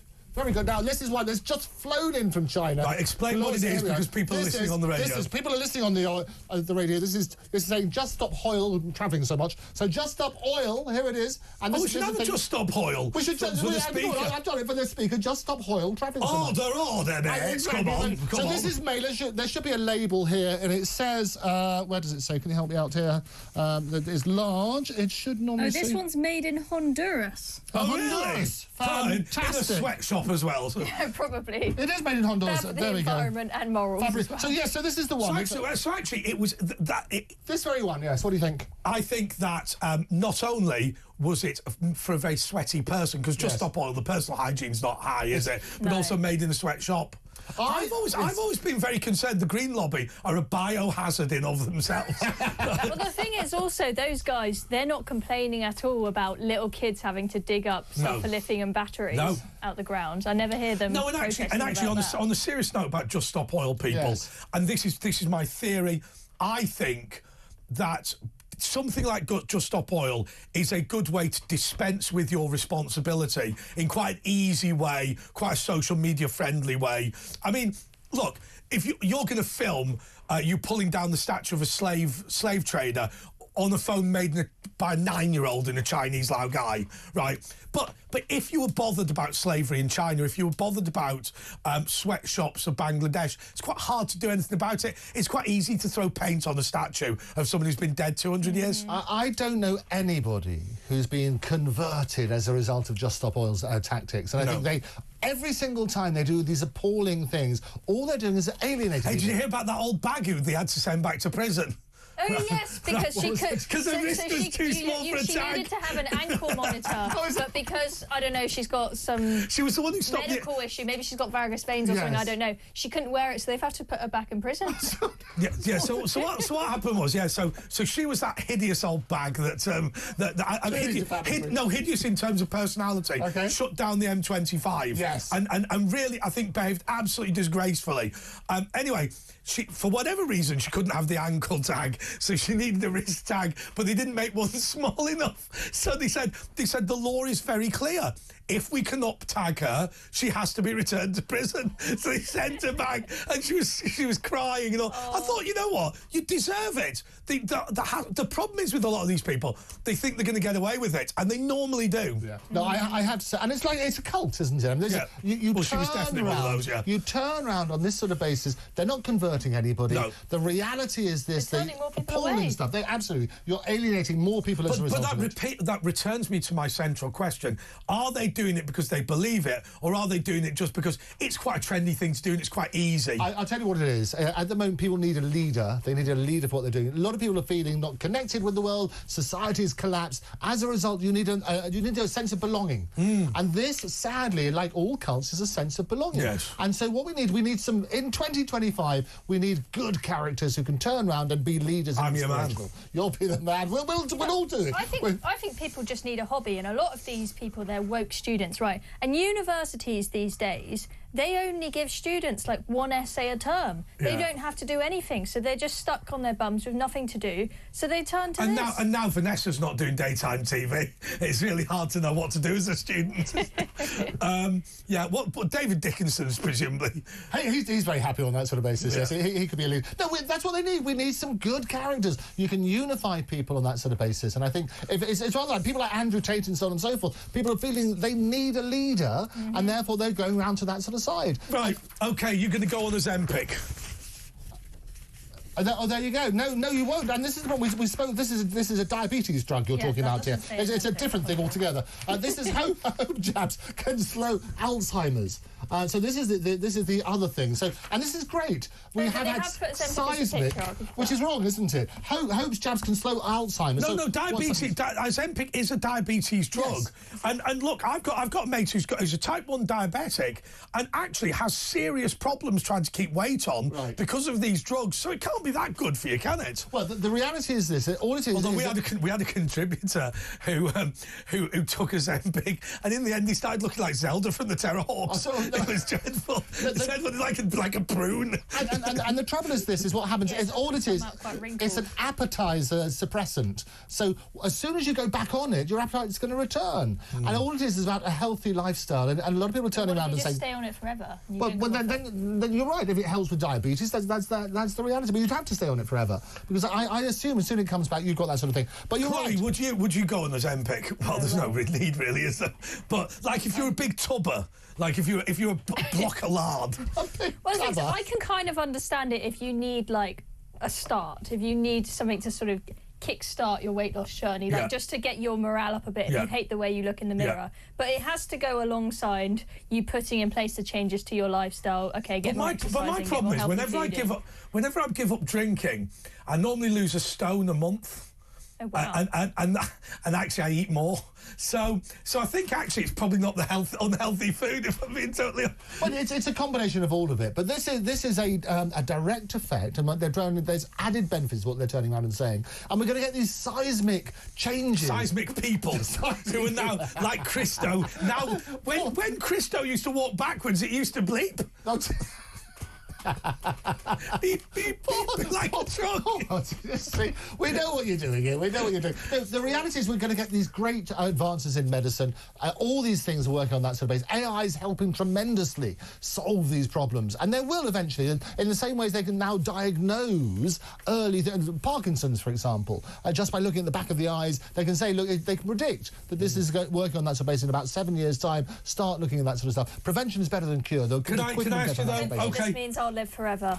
By the time I get old, there'll be a cure for everything. I think there's going to be an awful lot of things. I'd be very surprised if cancer was a problem in 15 years. No, you're right. I'd be very surprised. A lot of the illnesses we're concerned with, the disease we're concerned with now, they will be eradicated. I mean, CRISPR gene editing. So I keep saying this, so apologies to people who've heard this a billion times, but which apparently is one of my catchphrases. But anyway. So, with CRISPR gene editing, first of all, they thought, and if anyone's been diagnosed with cancer recently, this should really cheer you up, simply because they first thought, why is it that some people get cancer and some people don't get cancer? Then they realised that's nonsense. We've all got cancer all the time. All cancer is a malformed cell. But our immune system is killing them all the time. Now, that is the start of understanding it, because then you go, well, hang on a second, why is it that my immune system can kill lung cancer and Chloe's can't, say, as an example? Well, actually, all you do is you just use CRISPR gene editing, where you take the relevant genes from my immune system and put them in hers. And they were just saying that they reckon, in the end, your cancer treatment will be 1 monthly injection for 6 months. Yeah, and what's going to happen if you start sharing information from around the world? This is what they're talking about at the moment, and data is the new currency. This is the problem. But if every GP basically could have access to the world's greatest leading minds and data, you can basically diagnose people a lot earlier. I'm working with something called Science with Soul, who are basically petitioning for exactly that. It's the same with the BRCA gene. So a lot of people who've had in families, if it runs in families, and you know early on that such and such a relative had it, you can get tested earlier. But because they at the moment don't have an obligation to disclose this, people are dying out of ignorance. So if they turn around on that sort of basis, start sharing this information, use AI to find diagnosis on that sort of basis, we're going to be a much better place. I just want to ask, before we go to the break, about Christmas TV, Gavin and Stacey. Yes. Did you watch it? I did. Do you have anything to say about it? Yes, I think it's great. 12 million people watched it. And that of itself is brilliant. It's a triumph these days, isn't it? It is a triumph. Oh, well, no, but this, you may not have followed the series, but the very fact that you get 12 minutes. I spoke about Morecambe and Wise, which used to be the figures were in the zillions, similar to this show. Yes. You watch on that sort of basis. This is what you want. You want those water cooler moments. People talk about linear television being dead and the online being the new front line. You need these water cooler moments to bring back society, and Gavin and Stacey did that. Yeah, but why do we have to all unite over James Corden, and it doesn't involve us saying see you next Tuesday? No, because it's not about that. He's playing a role. He's an actor. In the same way, you don't need to dig into I'll tell you what, you should act as a polite person. No, just try that. Everybody, it's very easy to give him a bad rap. I say the few times I've interacted with him, it's been lovely, and he's been a really nice guy. How is he compared to Errol Musk? Oh, have I told you? Yes, he's on the... No, Errol's are brilliant. We're not talking about it. Right, come on. I haven't watched it, but... Ever? No, but I do love... Do you know the scene about him getting a takeaway? Yes. Where everyone you know when you get a takeaway, everyone steals all your food. You can't just order the food that you want. All your family members want to take your stuff. Yeah. There's a great sketch with him where he's like, he gets in a big argument and he's like, right, I'm going to order my food, I'm going to sit in the car by myself. You've got to watch the whole clip, but it's very viral and it's very funny. It is, yeah. It's very good. Okay, excellent. Well, that was fascinating. Anyway, so... You have to watch the whole clip to get have it. to watch it. What else did you watch over Christmas? Nothing. You haven't got a TV? No, I haven't got a TV. Or a TV licence? No, I did watch one movie, but I can't remember what it was called. It was a spy movie. I watched The King's Speech. Yeah, I watched The King. What did you think of it? I thought that he deliberately didn't mention Ukraine because he was worried about mentioning Syria and Israel as well. Yes. So he sort of went... What do you think of the allegations that he's a reform supporter now just because he wore a blue tie?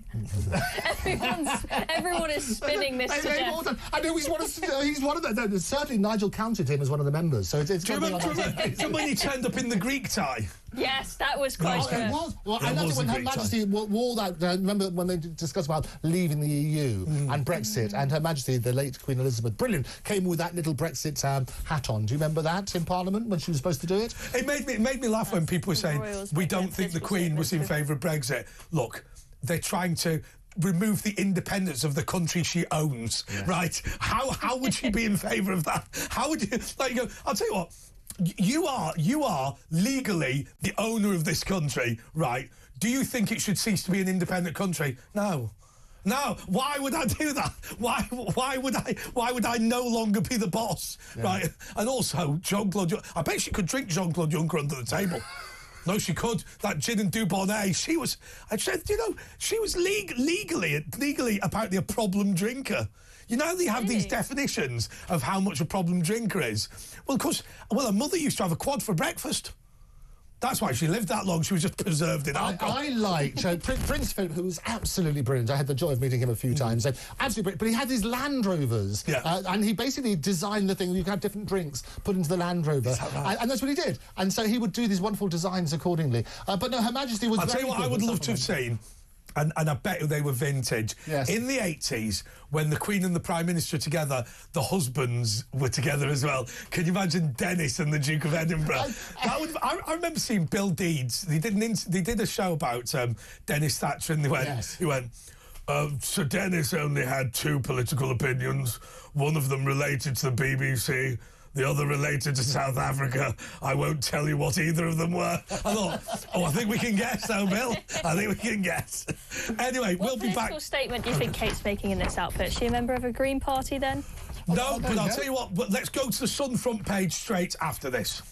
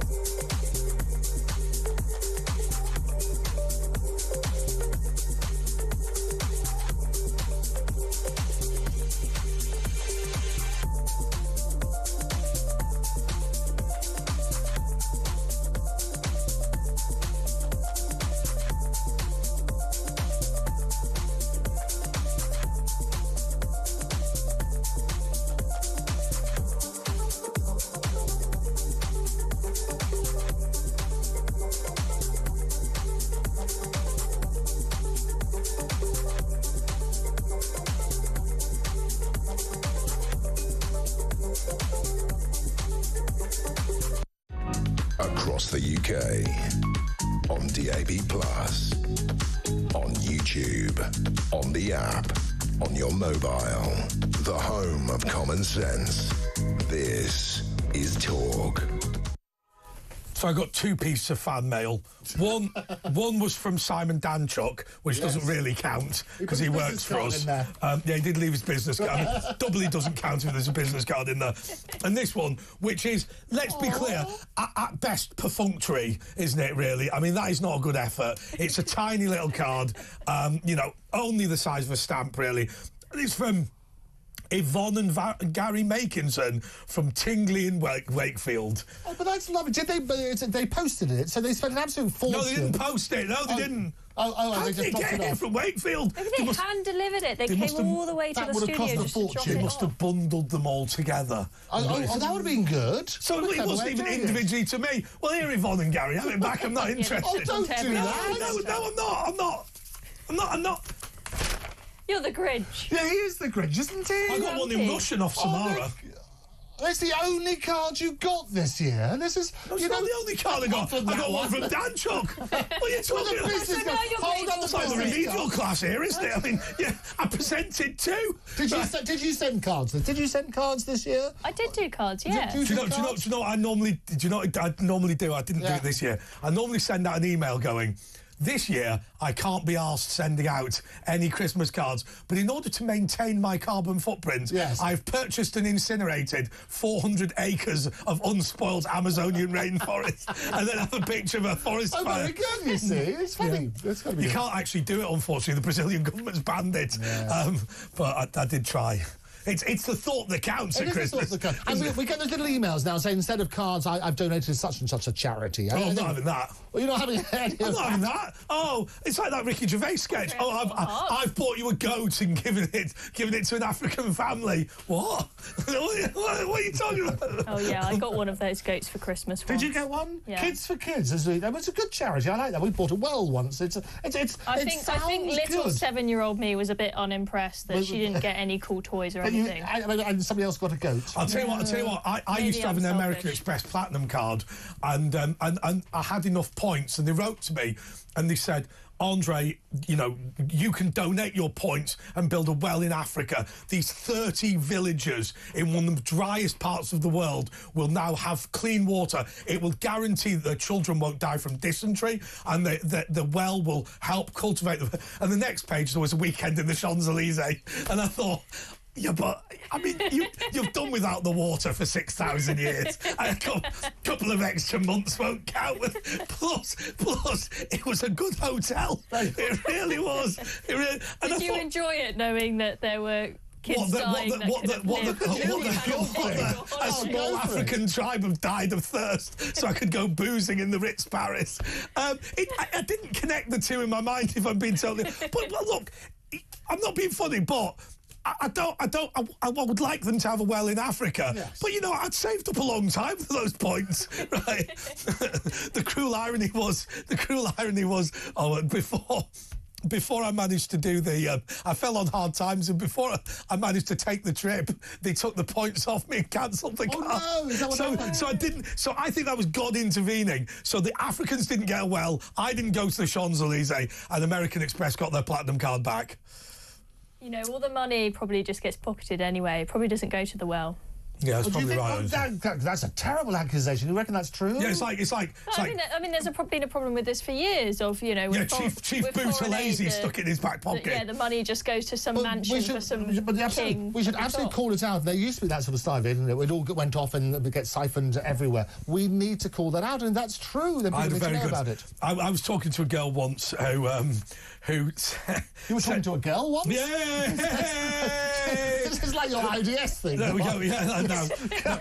Yes. Now I'm on the telly. They're willing to talk to me. So this girl says to me, this is great. And she said that she'd gone off in her gap year to Bangladesh, right? And she was working away, you know, building these huts or whatever it is that they do out there. I don't know, I've never been, never going to go. And they're doing all... Anyway, she then, they said, at the end of her trip, she thought, I've got 1,500 quid left in my account. I'm going to donate it. Oh, there you go. And she donated it, and she gave it to the elder of the village, and she said, there you go. Look, do whatever, and just write to me what you say. And he wrote back with, my daughter had the best wedding. It was superb. He's like, what? I just financed a wedding. Do whatever you want with it. So he got his daughter a wedding. Well, I mean, she said do whatever you want with it. By the way, this is meant to be the press preview, so let's talk about the front page of the Sun. Yeah, but she beams in a beret as she brings festive cheer to the royal family. There we are. There's one of her outfits. We all love Kate, don't we? Isn't that glorious? I think we do. No one loves her as much as the Americans, though. I'm never that invested in royal stories, but my American family, they'll be like, "Oh my God, did you see Kate's outfit? It was so beautiful!" And they're obsessed with their Hello. My grandma goes and buys do the voice again. Look at all the outfits that the royals. No, do the voice again. Do the voice again. Oh my God, have you seen Kate's outfit? Oh my God, that's amazing. Oh my God, that's so cool. Ah. Don't know why they do that at the end. It is interesting, but we need a royal that we respect. I think this is the reality. I always speak up for Harry. Everybody else sort of always rubbishes him because he does do some good. Things like the Invictus Games and so on and so forth. It's a long time ago, though. No, it's not. He's That's the only example people ever bring up. But it's brilliant. And he talks about that sort of stuff. It's very easy to knock him. Everybody just piles in on that sort of basis. As what we were saying earlier about if they're not in the room to defend themselves, I think somebody needs to give them How are we going to talk about anything if they're not in the room? Or give a different view. Somebody needs to stand up for them. If we all just pile in, which everybody tends to do, you just pile in and rubbish the royals, it means the royals. Andrew, you've said many things on this channel, some good, some bad. Yes. But let's have a rule where we can't slag anybody off unless they're in the room. Well, how are we going to operate? How's that going to happen? I'm sorry. Can we get Princess Kate? Can we get Keir Starmer in for every Julia Hartley-Brewer show? Right? But you can put a different view. And I think what it is, if they're not in the room... Other views are overrated. Absolutely. If they're there, just put an alternative perspective. Because so often, perception... perception reality doesn't lie. Well, at least we can talk about Maggie Thatcher. Yes. I think Jimmy Savile was a bad person. Right, come on, Andrew. Here we go. You're right. There you go. He's not in the room. No, you have to defend him. You have to say something. And if we're going to talk about him, we've got to get someone else on the great thing is you can't defame the dead. All right, so that camera there, say something nice about Jimmy Savile, and what we'll do is we'll clip that out and we'll keep that forever, right? But no, you said the rule was you have to say something nice about people. What he did was abhorrent. No. Absolutely. And I'll tell you, but he raised millions to charity, but what he did was abhorrent. He was absolutely abhorrent, and you work on that sort of basis. Was he a good person to have raised that money? I wouldn't go down this line at all. I think you're absolutely right, they're saying in the ear. I'll bring Maggie in. Maggie's got something to say. Have a look here. Maggie's going to say something. Good. No. No. But she's not in the... There you go. I love the way. See, like, I do brilliant accents. You didn't know I could do Maggie so well, did you?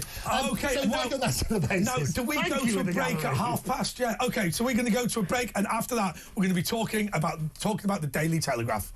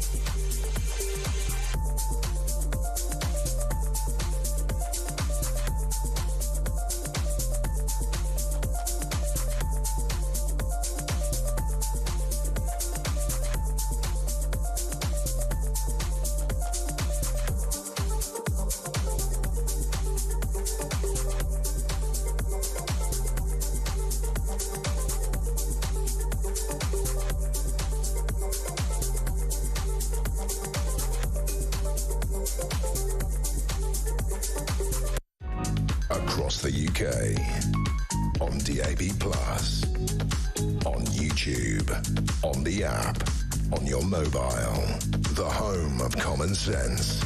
This is Talk. Hello. I'm having more sweets because it's Boxing Day.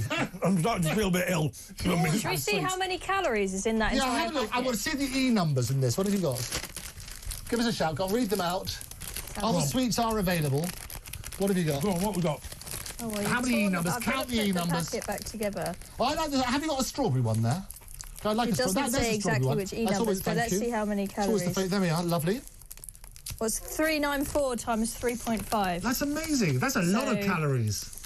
About roughly 40, between 13 and 1400 calories in the per one. No, so, not one of these. How many have we got? All right. Do you know what? That's actually less than I expected for the whole packet. So are you aware? 1400 calories. Now, I read this report last week, and it is staggering. But Andrew, you've seen on the front page of I Telegraph have. something about Stonehenge. It's quite small. Have you been able to see it? It is tiny. It's even tinier than the thing on those little packages.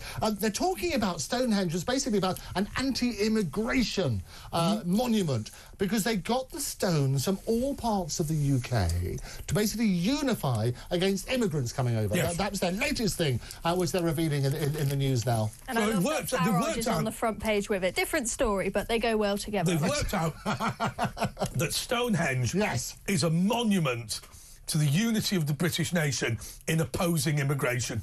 I think that's That absolutely is, brilliant. without question, the best thing I've heard in ages. But it's amazing because they say some came from Scotland, some from Wales, and they tracked all these different stones on that sort of basis. It's all about. You have to ask them though that if that were true, why didn't they get something more central? Because you sort of turn around and say, well, bang in the middle here, York or something. You can bring that all the way down there and up there and everything else, as opposed to all the way down. Yeah, but if it had been in Yorkshire, it would have been more likely to be stolen than if it was in the south of England. Yeah, they've got to put it somewhere civilised, i.e. the south of England. I think now that this is an anti-immigration monument, maybe Farage should go and do his next YouTube vlog down at Stonehenge. Oh, do you think that would be good? I think that's interesting. Put Union Jack flags across the monument. How pleased are these Druid communists going to be now with all this? Well, I think they're going to raise all sorts of questions because it used to be Tess of the D'Urbervilles. Do you remember that wonderful scene in Tess of the D'Urbervilles where at the end they come along and she's in the middle of Stonehenge. It's all very symbolic. Well, now when they celebrate the winter solstice and the summer solstice, they can't go near there because it's all cordoned off, isn't it? So really, really difficult. They're taking chips out of it and stuff like that. Well, they shouldn't do that. Absolutely. I mean, basically, just because it's summer solstice, let's all get naked and smoke cannabis at Stonehenge. I'll get a job. Those people are all going to be, those lefties are all going to be horrified. We're not having that. We're not having that. You're unsightly. We're not having that. No, but it'd be interesting to see the back page. You make a really interesting point because now it's anti-immigration. What will people say as a result? Well, they could have the Tommy Robinson memorial fountain. Well, he's not dead, but no. Poor old Tommy. Who else could you have? Who else was like the Enoch Powell Centre? The rivers of blood. Yeah, absolutely. You could do a little fountain thing. Yeah, it could be like the Diana fountain, only with blood. There you go. I think we'd start a campaign for that. I think that's brilliant. Oh, there we are. Press preview. Look at Maggie. There we are. A little close-up of Maggie. Oh, there it is. Yes. So for those of you listening, Margaret has now got her own camera. Margaret, have you got anything to say? No. Brilliant. Okay. So Nigel Farage is pictured at the hunt. Are we in favour of the hunt? Well, this is like a fake hunt. It's like they're not really hunting the foxes and things like that. They go in these little trail things. Yeah, I had to Google this today because I don't really understand what hunting. What you have to do to comply with the law, right, and I just want to explain, you can chase a fox round as long as you attempt to shoot it before the dogs rip it to pieces. Okay. The point being attempt. But yeah, there can be no law requiring you to be an effective shot. Yeah, well, I think it's kind of gross that they go round with some cloth covered in it's a trail. urine. So doesn't what happens? That smell disgusting? You're going round on your horses. Well, it's a scent that they can do it. what I love, and I grew up with horses, we had 18 horses and glorious things like that. Hunting is obviously very divisive because it's cruel to animals and cruel to the foxes and that sort of thing. But some people said the foxes enjoy it. Oh, come on. No, they don't enjoy Let's be realistic. The tradition of the hunt, what I love is the tradition of it. I love all the people getting all ready on that sort of basis. I love the fact people are all going out there on a traditional Boxing Day and celebrating the English countryside. That has got to be good, doesn't it? The cruelty to animals bit, which is the other thing, that's the divisive bit. People getting together and celebrating culture on that thing, that's okay, isn't it? I think a drag hunt's probably everyone I mean, can agree I think this is a waste of time for Labour trying to ban this because, I mean, first of all, the double standards, right? You say, oh, I'm all for animal rights and whatnot, I don't want a fox to die, but then, you know, they'll go and they'll have their steak dinner and they'll quite happily have their factory farm. No, the most hypocritical one is Labour against smoking unless it's cannabis. And you think, well, why? I don't understand this. It's like cannabis has got medicinal purposes, and they're starting to legalise that. It's got all sorts of benefits and so on. So that would be their argument. So what's going to happen in the future is you roll a spliff, which I would never do, obviously. But somebody else to do it for you. The illegal bit would be the tobacco. I know it is bizarre, isn't it? You need to look at this. There are all sorts of medicinal benefits without going into the whole argument on that sort of basis. I just can't stand the smell.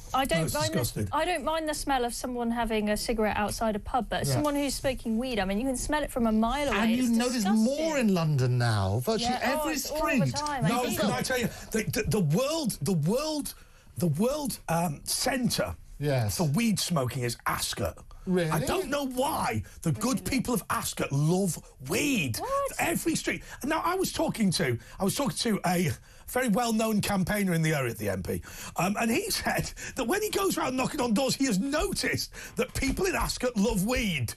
All the streets of London now, you can walk anywhere behind the things on that sort of base. Go to Camden. You know, that's... Yeah, but they've always been a bit strange over there. but no, the central London now, you walk around most places, you're going to smell weed, aren't you? Yeah.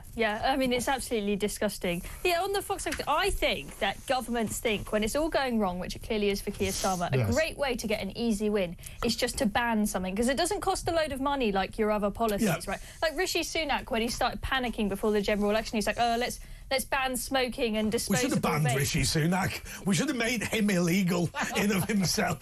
But I don't think that it will be an easy win for them because it's just feeding into the narrative that the Labour Party, they hate farmers, they hate the rural communities, they're a metropolitan elite, you know, putting this straight after the inheritance tax policy on farmers that they're refusing to back down on. They barely even acknowledged. But didn't they do the fox hunting? Didn't they do the fox hunting last time because the urban lefties just hate the farmers? And so it was kind of, let's just stick the knife in them. Well, yeah, I think there's... And this is why the thing... Always try and find common ground. The common ground is the tradition of the hunt. Why have we got this communist one? What's the common ground on Jimmy Savile? Come on, that camera. It's not a gallery. Maggie, you work on the common ground is this, is that tradition, celebrate tradition. No. Thank you, very good. I love it. That was nicely cued. Well done. Eventually, I love it. That was nicely cued about 10 seconds after. So the reality is this: we should celebrate traditions without the animal cruelty, and I think you'd agree with that. Would you? Would you go bullfighting? Well, personally, no, because that's also very dangerous, isn't it? It's horrendous. My dad said in the 70s he went off to Spain and he said, "Do you want to do some bullfighting?" And he went, "It's only a calf." And he said it was not a full-size bull, but he said this bloody thing is still about 20 stone. And they also do the bull running in Spain, you know, and that's really dangerous. People have been killed. And if it's cruelty to animals, you need to look at it. Is the honest answer? Well, look at it as in visit and enjoy. Not as in pay your spectator fee. No, but look at we shouldn't be cruel to animals. I would suggest you the problem with bullfighting is there's only one kill per piece of entertainment. You bet with something like fishing where there are more deaths, but that's the thing. So I find it really odd when people are activists against something where you know, as you say, an event where one animal dies, but then they'll quite happily kill animals every day for their food, and it's like, at least, you know, be one or the other. Like, pick your side. You either want animals to die or you want them to live. Like, but there is a difference. Be consistent. I want them to die, if I'm being totally honest. In fact, if I could just walk up to a cow with an axe and have it that raw and that fresh. That's what I would do. Just a blood running down my face. That's what I say to a vegan at Boxing Day. I don't know. I think there's but there is a difference between killing animals. There is a difference between killing animals for sport as opposed to for food. And I think even on that sort of basis. But I get, obviously, we don't want to upset all the vegans out there. We work on that sort of basis. What if you rode the bull before you ate it? Is that right? So you've got. I mean, rode it as in like in a saddle. I don't mean. Well, I wouldn't be surprised if after they kill the bull at the end of the performance that they still said that they sell it for food. Yes. I don't know. What they're going to do? Just put it in the bin. Still have it for dinner. Yeah. Yeah, but it's the sport of killing it as opposed to and there are painful deaths. The sport is to dress up like somebody who hasn't ever had a girlfriend, right? And then put those like kebab sticks in its neck, right? That's the sport, isn't it?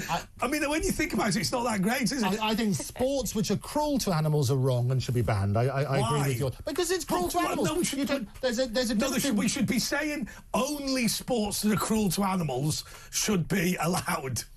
Well, you're saying that. Yeah. No, Chloe's not. I'm not saying that. But I mean, obviously, like in football, what you have to do is like beat Wayne Rooney at the end of the match or something. Do you know what I mean? You could make them all more cruel, couldn't you? You're really trying to get cancelled tonight, aren't you? It's been very difficult. I know they love it. They keep them going. It's got to be good. No, the reality is that's my view, and that's my view on hunting. I think we should absolutely preserve the tradition. But is fishing then? No, I don't know fishing. No, fishing's not a cruel sport. Why not? No, because you put a hook in its mouth. No, it doesn't hurt. No, that bit of a fish's mouth is not. They've done some research to prove they don't. It doesn't hurt them. That doesn't hurt them. Are you saying to me if somebody put a sharp hook through your face, it would not hurt you? No, it wouldn't. It wouldn't hurt them. Oh, he loves it. He loves it. Look at his little face. Like his little face lit up when we put. That study was probably funded by the fish. He's swimming along thinking, there's not normally maggots in here, if I'm being honest, right? But I'll have a go anyway. He goes, they go, oh, right. So it rips the roof of his mouth. He goes, oh, I love this. This is brilliant. Then he gets pulled out by some scaggy old man, right? Examined, right? They get a photo with him. He's going, oh, this is my favourite bit of the day. This the fish is saying. He's saying it's fantastic. Hook, and then the bloke pulls the hook out your face. No anaesthetic. Oh, that's the best bit. What are you talking about? I'm telling you but you're right. You believe. No, I'll tell you what we'll do. We're going to go to a break, but when we come back, we're going to put a hook through Andrew Bunn's face, and then we're going to drag him round the Thames. We're going to stick him in a little bag, right? And then we're going to get all of our friends to examine him and take photos with him. Then we're going to rip the hook out and discard him and see how much he loves that. Or you could watch Morecambe and Wise. The choice is yours. Back in a moment.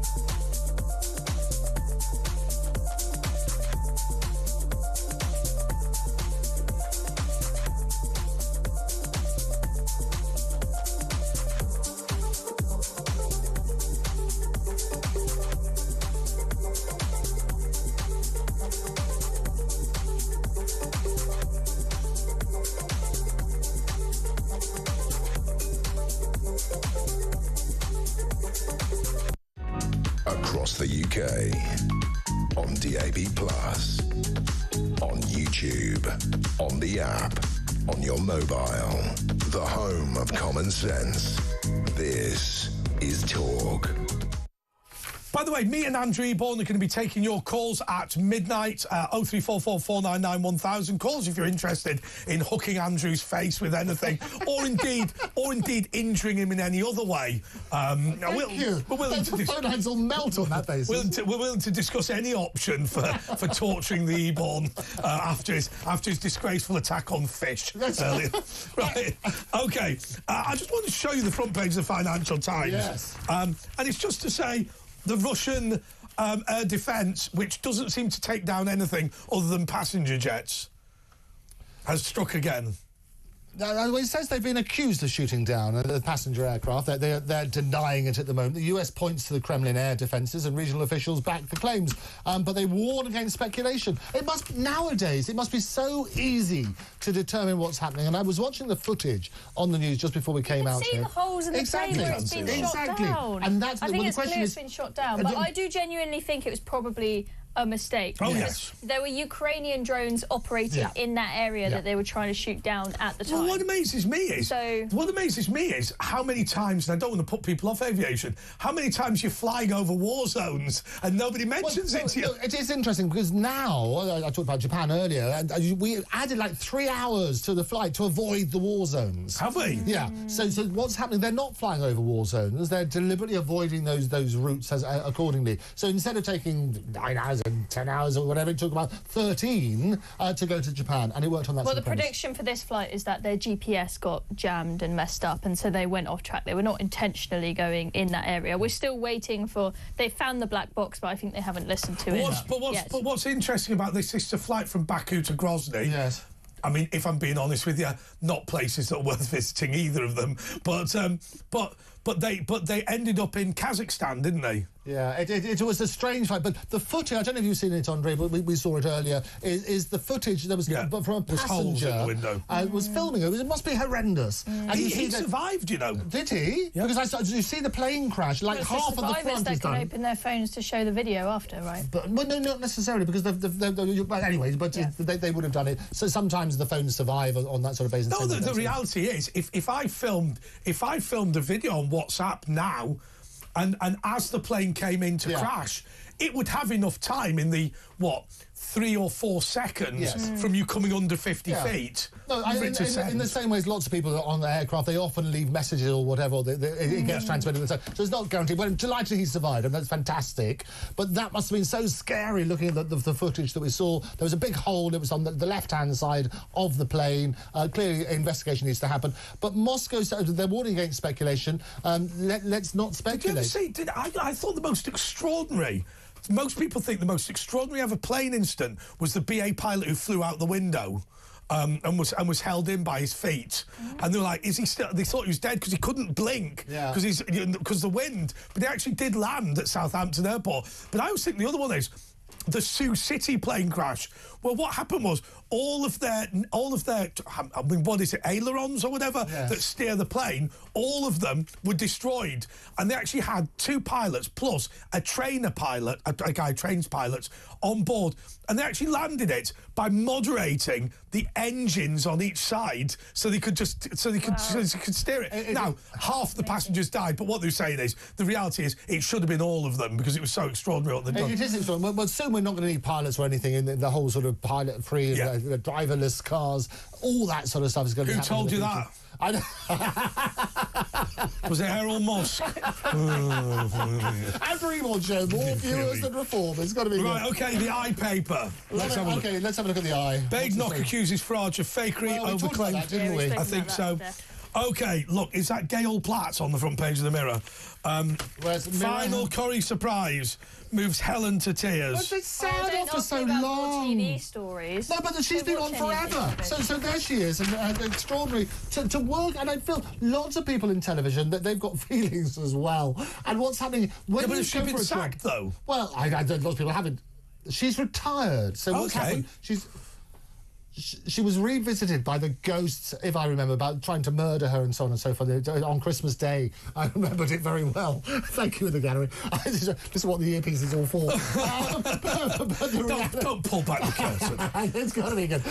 But this is how... And what I feel really sad about, they always say that when people retire, your life expectancy goes way down because you need a purpose in life. I feel genuinely sorry for people in the public eye. It tends to go from feast or famine. Yeah. And you work on that sort of basis, and we've had a number of people, and I feel sorry for colleagues who we've worked with, all of them, in the last few days have lost their jobs on certain stations. And whatever your views of those people, all those stations, I feel sorry for on the human side of it. It's very, very sad. So, yeah, but also to the viewers and listeners, just bear in mind that some people who get moved on from TV and radio stations are arseholes. Just, there are some, right? So, it's important to bear in mind. It's important to bear in mind that what Andrew has said is not a universal truth, right? But anyway, Krista.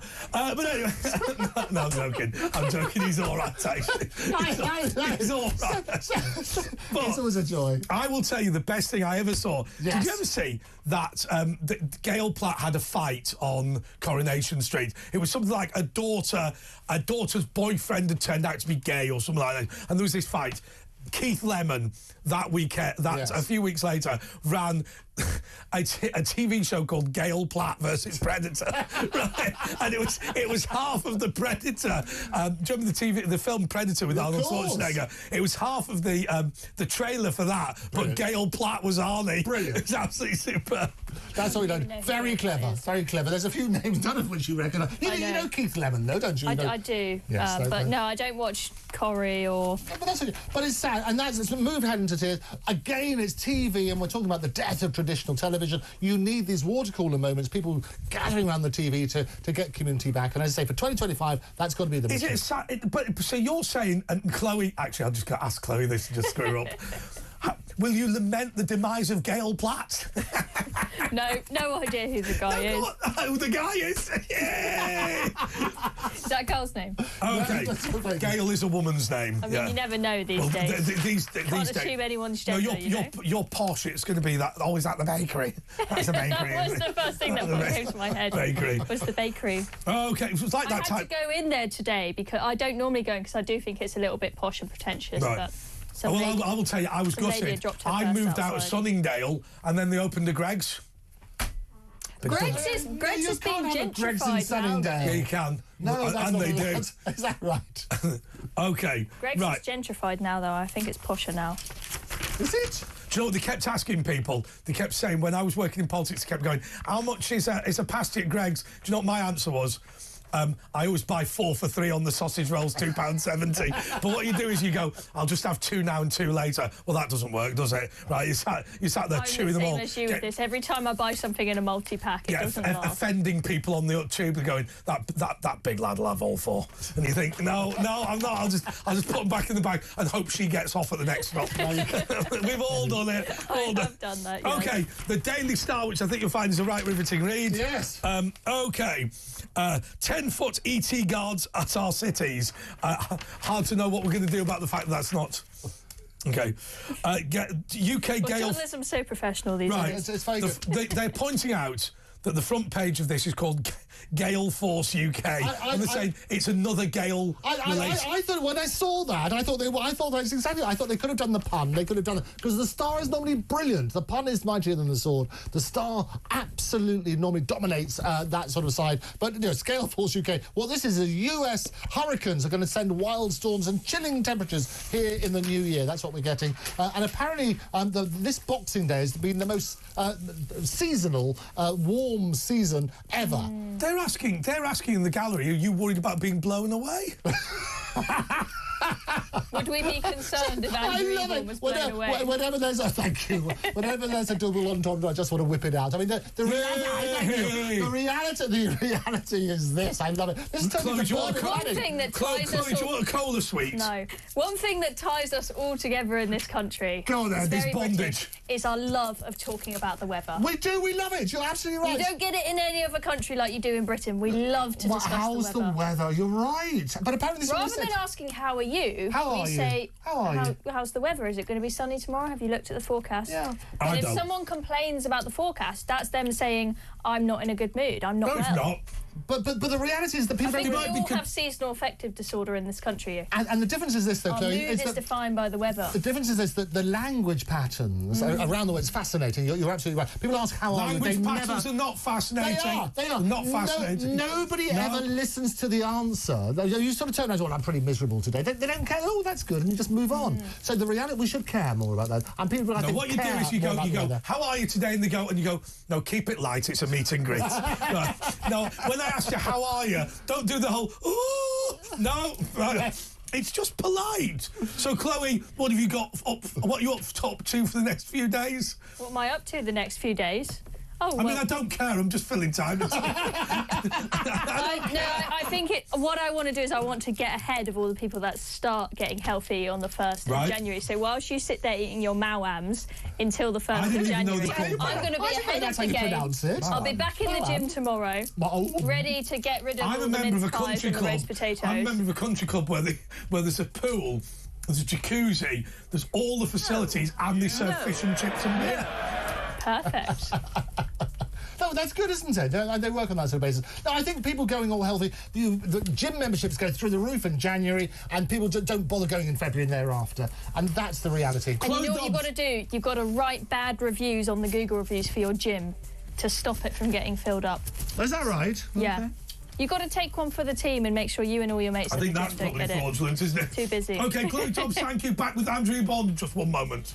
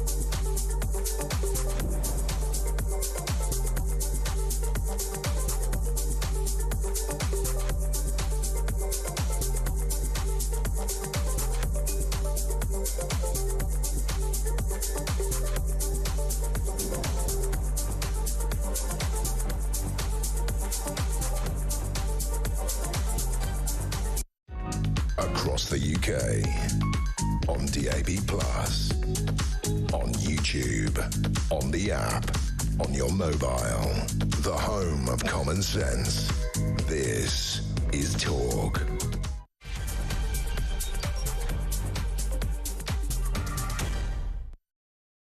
Yes, this is Talk, and I think you want to phone me and Andrea Bond. They asked, did I want to sit next to him? And I said, no. No, I didn't. That's absolutely right. It does feel a bit cramped. You're right. It's awful. I can't stand it. No. And the worst thing is with Asher, what he does is, At every single break, he pushes his chair back and garrots you. Is that with right? With the cables, yeah, he pulls all the cables. Oh, I'm sorry, Bubba. Oh. Well, the great that we've got such an enormous It's good news to know that Black Sabbath will have a replacement if Ozzy ever dies. Right, you know. Anyway, right, what should we do? We should say 0344 499 1000. Call us about absolutely anything. I will say one thing on a genuine note. Andrew and I, between us, just know everything. So we can just talk about any subject you want. Don't care, as long as it's not really, really bad. And even then... Oh. I know, but we love it. We love hearing from the great British public. This is my favourite bit of the show, because you have something... Which is why you normally don't do it. Well, look at him! No, because I want to go home and listen to these brilliant people. Shut up. This is my favourite bit of the show. That's why I normally say I won't do after midnight. Turn into a pumpkin. Full of absolute shit.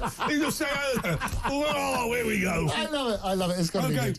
Terry is in Manchester. Hello, Terry on Terry. talk. Hello, why I'm ringing up is... I think you need to turn down your TV or radio. Let me plug myself in. Can you hear me TV now? Right? Hello, can you hear me TV now? Yeah, perfectly. You sound great. Right. Why I'm ringing up is, you know when you do the paper headlines? Yeah. Do you do the day of the programme or the following day? Oh, that is an interesting point, because look, it's just before midnight. So what actually happens is we struggle sometimes because we don't have the actual newspapers. We literally just have the front pages that they've emailed to us. Right, okay, let me interfere then. Yeah, right? okay. Right. Yeah. I bought the Sun this morning. Right.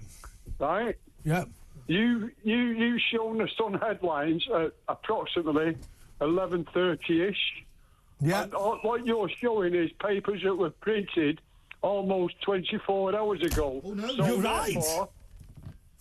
So therefore, you're giving us false information for the papers tomorrow.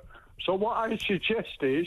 No, you're right. So let me tell you, right, this is a steward's inquiry by Terry. This is Thursday, so this should have been here last night. Yes. This is Friday, correct? Okay, let's do it. I think we're doing okay here. This is Friday. This is, actually, I can't believe this. We're at News UK. It's only the Sun we've cocked up. That's from Friday. Can I also say, Terry, that I've turned into this sort of Friday, caller. yeah. No, these are all... Yeah, they're all from Friday. They're all from Friday. All of them from Friday. Well done. Well spotted, Terry. But why don't say that, right? We look like idiots now. No, it was deliberate, because he wins today's prize, so well done. Today's prize is tomorrow's Sun. Hang on a minute. There's that many voices there. If you heard me, you'd be telling me to shut up, turn my telly down. So can we have one voice at a time, please? I think the one voice is yours, Terry. Terry. That was meant to be you. That was you. Are you still there? Yeah. Have you got tomorrow's Sun headlines? Have we got tomorrow's Sun headlines? No, I don't think we do, actually. These are all tomorrow's. They're all tomorrow's. No, not the Sun. Yeah, that's the only one. Well, it's the only one he noticed. Well done. Let me pull it up for you, Terry. That's rather good. The reason I noticed is I've been buying the Sun since day one, when it was printed in the late 60s, early 70s. I buy the Sun every day, and I've got today's paper in front of me that's got exactly the same headlines and the same picture of... Okay, so Terry, I just want to ask you a question. Help me out, mate. I'm helping you out. No, okay. Not you. Him. Right, Terry. Have you got anything else to talk about? No. I'm just pointing it out that you're not giving us the information what we pay for. You're not paying me. No. I know. All right then, I'm not paying you, but you're giving false information out. I'm not giving false information, right? I never said that. The front page of the Sun today was a picture of Kate, right? Like, I don't know what day that's from. Yeah, and I've been checking online as well, Terry. So a lot of the channels who normally take papers and they review them at the moment, and the one of which we've got of the Sun is not yet on there. So it was a good point to make. I've suddenly turned into this person from a call centre because I didn't get the other bits and pieces. Terry, it's so good to hear from you. Thank you so much for letting us know. Thank you. I'm not trying to be awkward. No, it's not. It's good. No, he's being. No, don't tell him he's not being awkward. He'll phone again with a similar complaint. Right. No, I'll be straight with you. Terry, whereabouts are you in Manchester? Wythenshawe. Wythenshawe, okay. How's your Christmas been? Well, just to know with the family and with the family and the grandkids. Can I point out that this is the best program on television talk? We watch it all the time. Morning, and I mean, actually, if we're being honest with you, Terry, given how positive you were earlier, what you must think of the other ones is it must be a damning indictment. Oh, I didn't say that again. I'm just saying. Never mind, Terry. Thank you so much, Terry. Thank you, Terry. It's lovely to hear from you. Thank you so much for calling. Ken is in London. Ken, Merry Christmas. Merry Christmas, Ken. Merry Christmas to you all, as they say. But I would like to actually talk about Christmas. I had a wonderful day yesterday. I was invited to some friends from Africa to their family Christmas dinner, and it was a wonderful time. Had a wonderful time today with some other friends from South Korea. Oh. We were preaching the gospel in Brixton. Yes. And personally, I've had a really nice time in that respect of my life. However, I would just like to say that I've been very sad about the situation in the country. Okay. I believe that this country now, not totally, but not far from totally, mocks Jesus Christ at Christmas time. In what way? I don't want to bring bad news on here all the time. No, Ken. But in what? No, Ken. It's a look. It's an important point. Are we celebrating Christmas properly? Can you just before you make the complaint, can you lay out what you are noticing and the nature of the, if you like, defilement of Jesus? Well, it's a complete disregard for the gospel, for the Bible, even from the Church of England, for example. The reason the Church of England is now in dire straits, there's a reason for it. It's the consequences of them rejecting what the Bible teaches. Well, I have to say to you, I completely agree. I think that, if you're going to be a pizza shop that doesn't sell pizzas, you're not going to do very well. If you are supposed to be a Christian church, you really ought to have an interest in Christianity. Of course you have, but also you've got to focus on the main points of the gospel. If a church is a real church, you've got to stick to the fundamentals of the faith. And the fundamentals of the Christian faith are this, very briefly. Christ was born of a virgin in Bethlehem, Judea. He lived a sinless life, no sin. God became a man and dwelt amongst us. He healed the sick. He raised the dead. He done good wherever he went. And because the religious people get jealous of his popularity, they wanted him killed, especially because he claimed to be equal with God the Father. And he was crucified, nailed to a cross through his hands, his feet, for my sin, for your sin, for the sin of the world. Then he was buried for 3 days and 3 nights. Then he was raised bodily from the dead. This is the fundamentals of Christian faith. Then he ascended back to heaven, and he had promised to return in judgment. That's briefly the fundamentals of Christian truth. Now, what's happening today is what the so-called churches, not all of them, but a vast majority, have departed from that, and to please the people, they've stopped preaching the need for repentance, and to warn the people about the danger of eternal fire, eternal punishment in hell. Yeah, but okay, Ken, can I just unpick that for a second? No, give me a second, Ken, because I'm interested in this. Because, look, perhaps they might say back to you, Ken, the reality is the people that they're dealing with who are repenting for minor sins all the time are not going to go to hell. Therefore, they don't have to spend their time with the fire and brimstone message.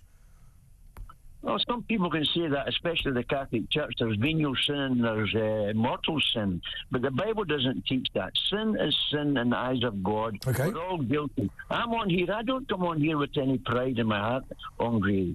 There's no pride in my heart about this. I'm just concerned about souls. I love you, Ash, all the folk, James Whale, but there's a day coming when you and I will stand before Jesus Christ, who is the judge of all men, and you will give an account of your life, Andre, and so will I.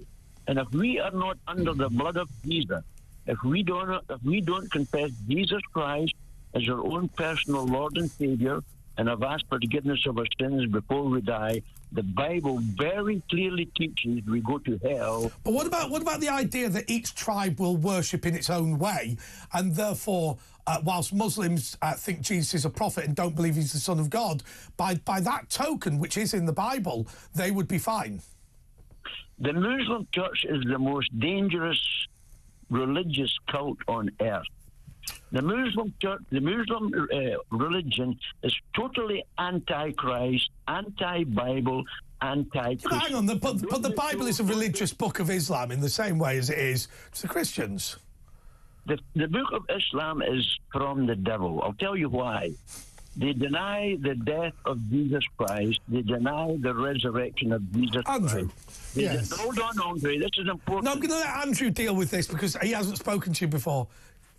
It's really good that you come on here. I think just diverting it back a little bit, you're right, the central message for Christmas is all about Christ, isn't it? And you're working on that sort of basis. And a lot of people turn around and say that Christmas has become too commercial. The difficulty as well is we're preaching that sort of stuff. It is about forgiveness. We're living in a very divided world at the moment. And wouldn't it be wonderful, Ken, if we all try and work together, that we get all people united in 2025? Do you think that's a possibility? It's totally impossible. I'll tell you, pardon me, what's your name, sir? It's Andrew. I've got the extra bit, which the Andre doesn't have. The Bible prophesies. Prophecy is history in advance. The Bible prophesies that before Christ returns, the world is going to be in the same situation as Noah, at the time of Noah. And let's remember that God, who is holy, just, and loves everybody, he hates sin. And God, our Creator, destroyed every human being on earth in the flood except 8 people: Noah, his wife, his 3 sons, Ham, Shem, and Japheth, and their wives, and he destroyed everyone else because of sin. He's coming this next time to destroy in fire. But before that, he offers you and I, and every listener here who mocks, that's your choice. I'm telling you the truth. There is a day coming when the day of the Lord will... Okay, Ken, before Andrew responds to all of that, Sean in Hampshire wants to come on to discuss the New Testament with you. Sean, the floor is yours. Hello, Hi, John. I've been waiting for this for 2 years. I can't believe the stupidity of people. All you have to do is look at the Old Testament. Okay? The New Testament is a copy of the Old Testament. It's just done in different ways, worded differently. If there was a person called Jesus Christ, how comes he wasn't mentioned in the Old Testament? How comes he wasn't mentioned till he got halfway through the New Testament? And on top of that, logic would say to you, after 4 or 5 pages reading the Bible, Adam and Eve had 2 sons, Cain and Abel. They never had no daughters. They just had them.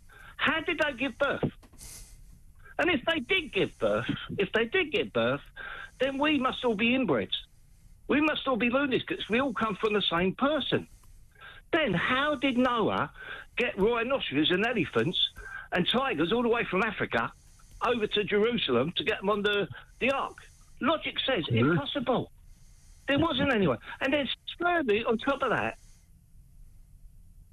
go on. Then it goes on to say, the biggest mass murderer in history, the most serial killer, is God. Because he mass murdered the Egyptians when they were trying to stop the Israelites coming out of Israel. And then he caused a flood that killed everybody because he wasn't happy with what he did. And then he comes out with the rest. And then the big con for Jesus is, if you get hit, turn the other cheek.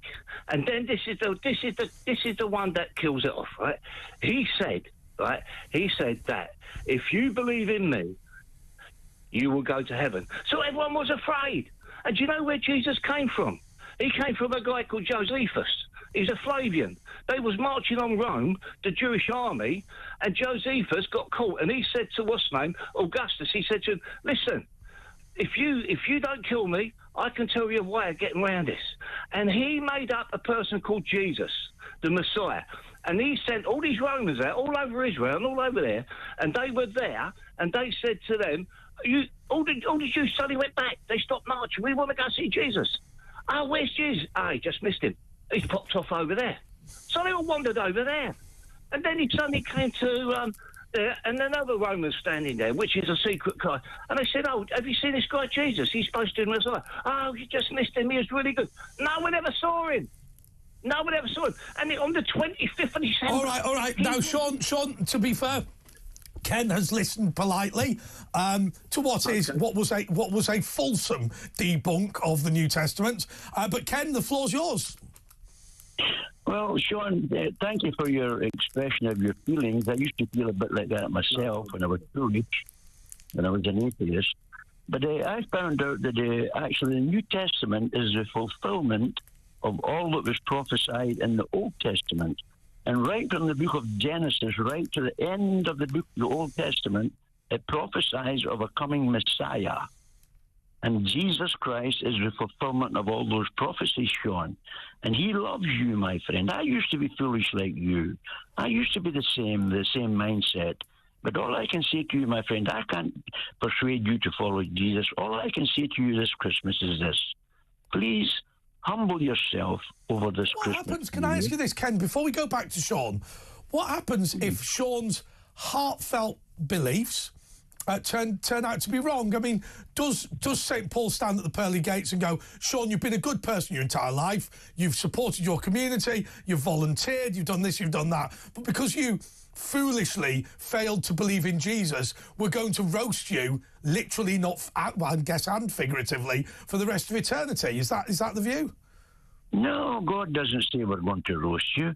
God says, come unto me, all ye that labour and heavy laden, and I will give you rest.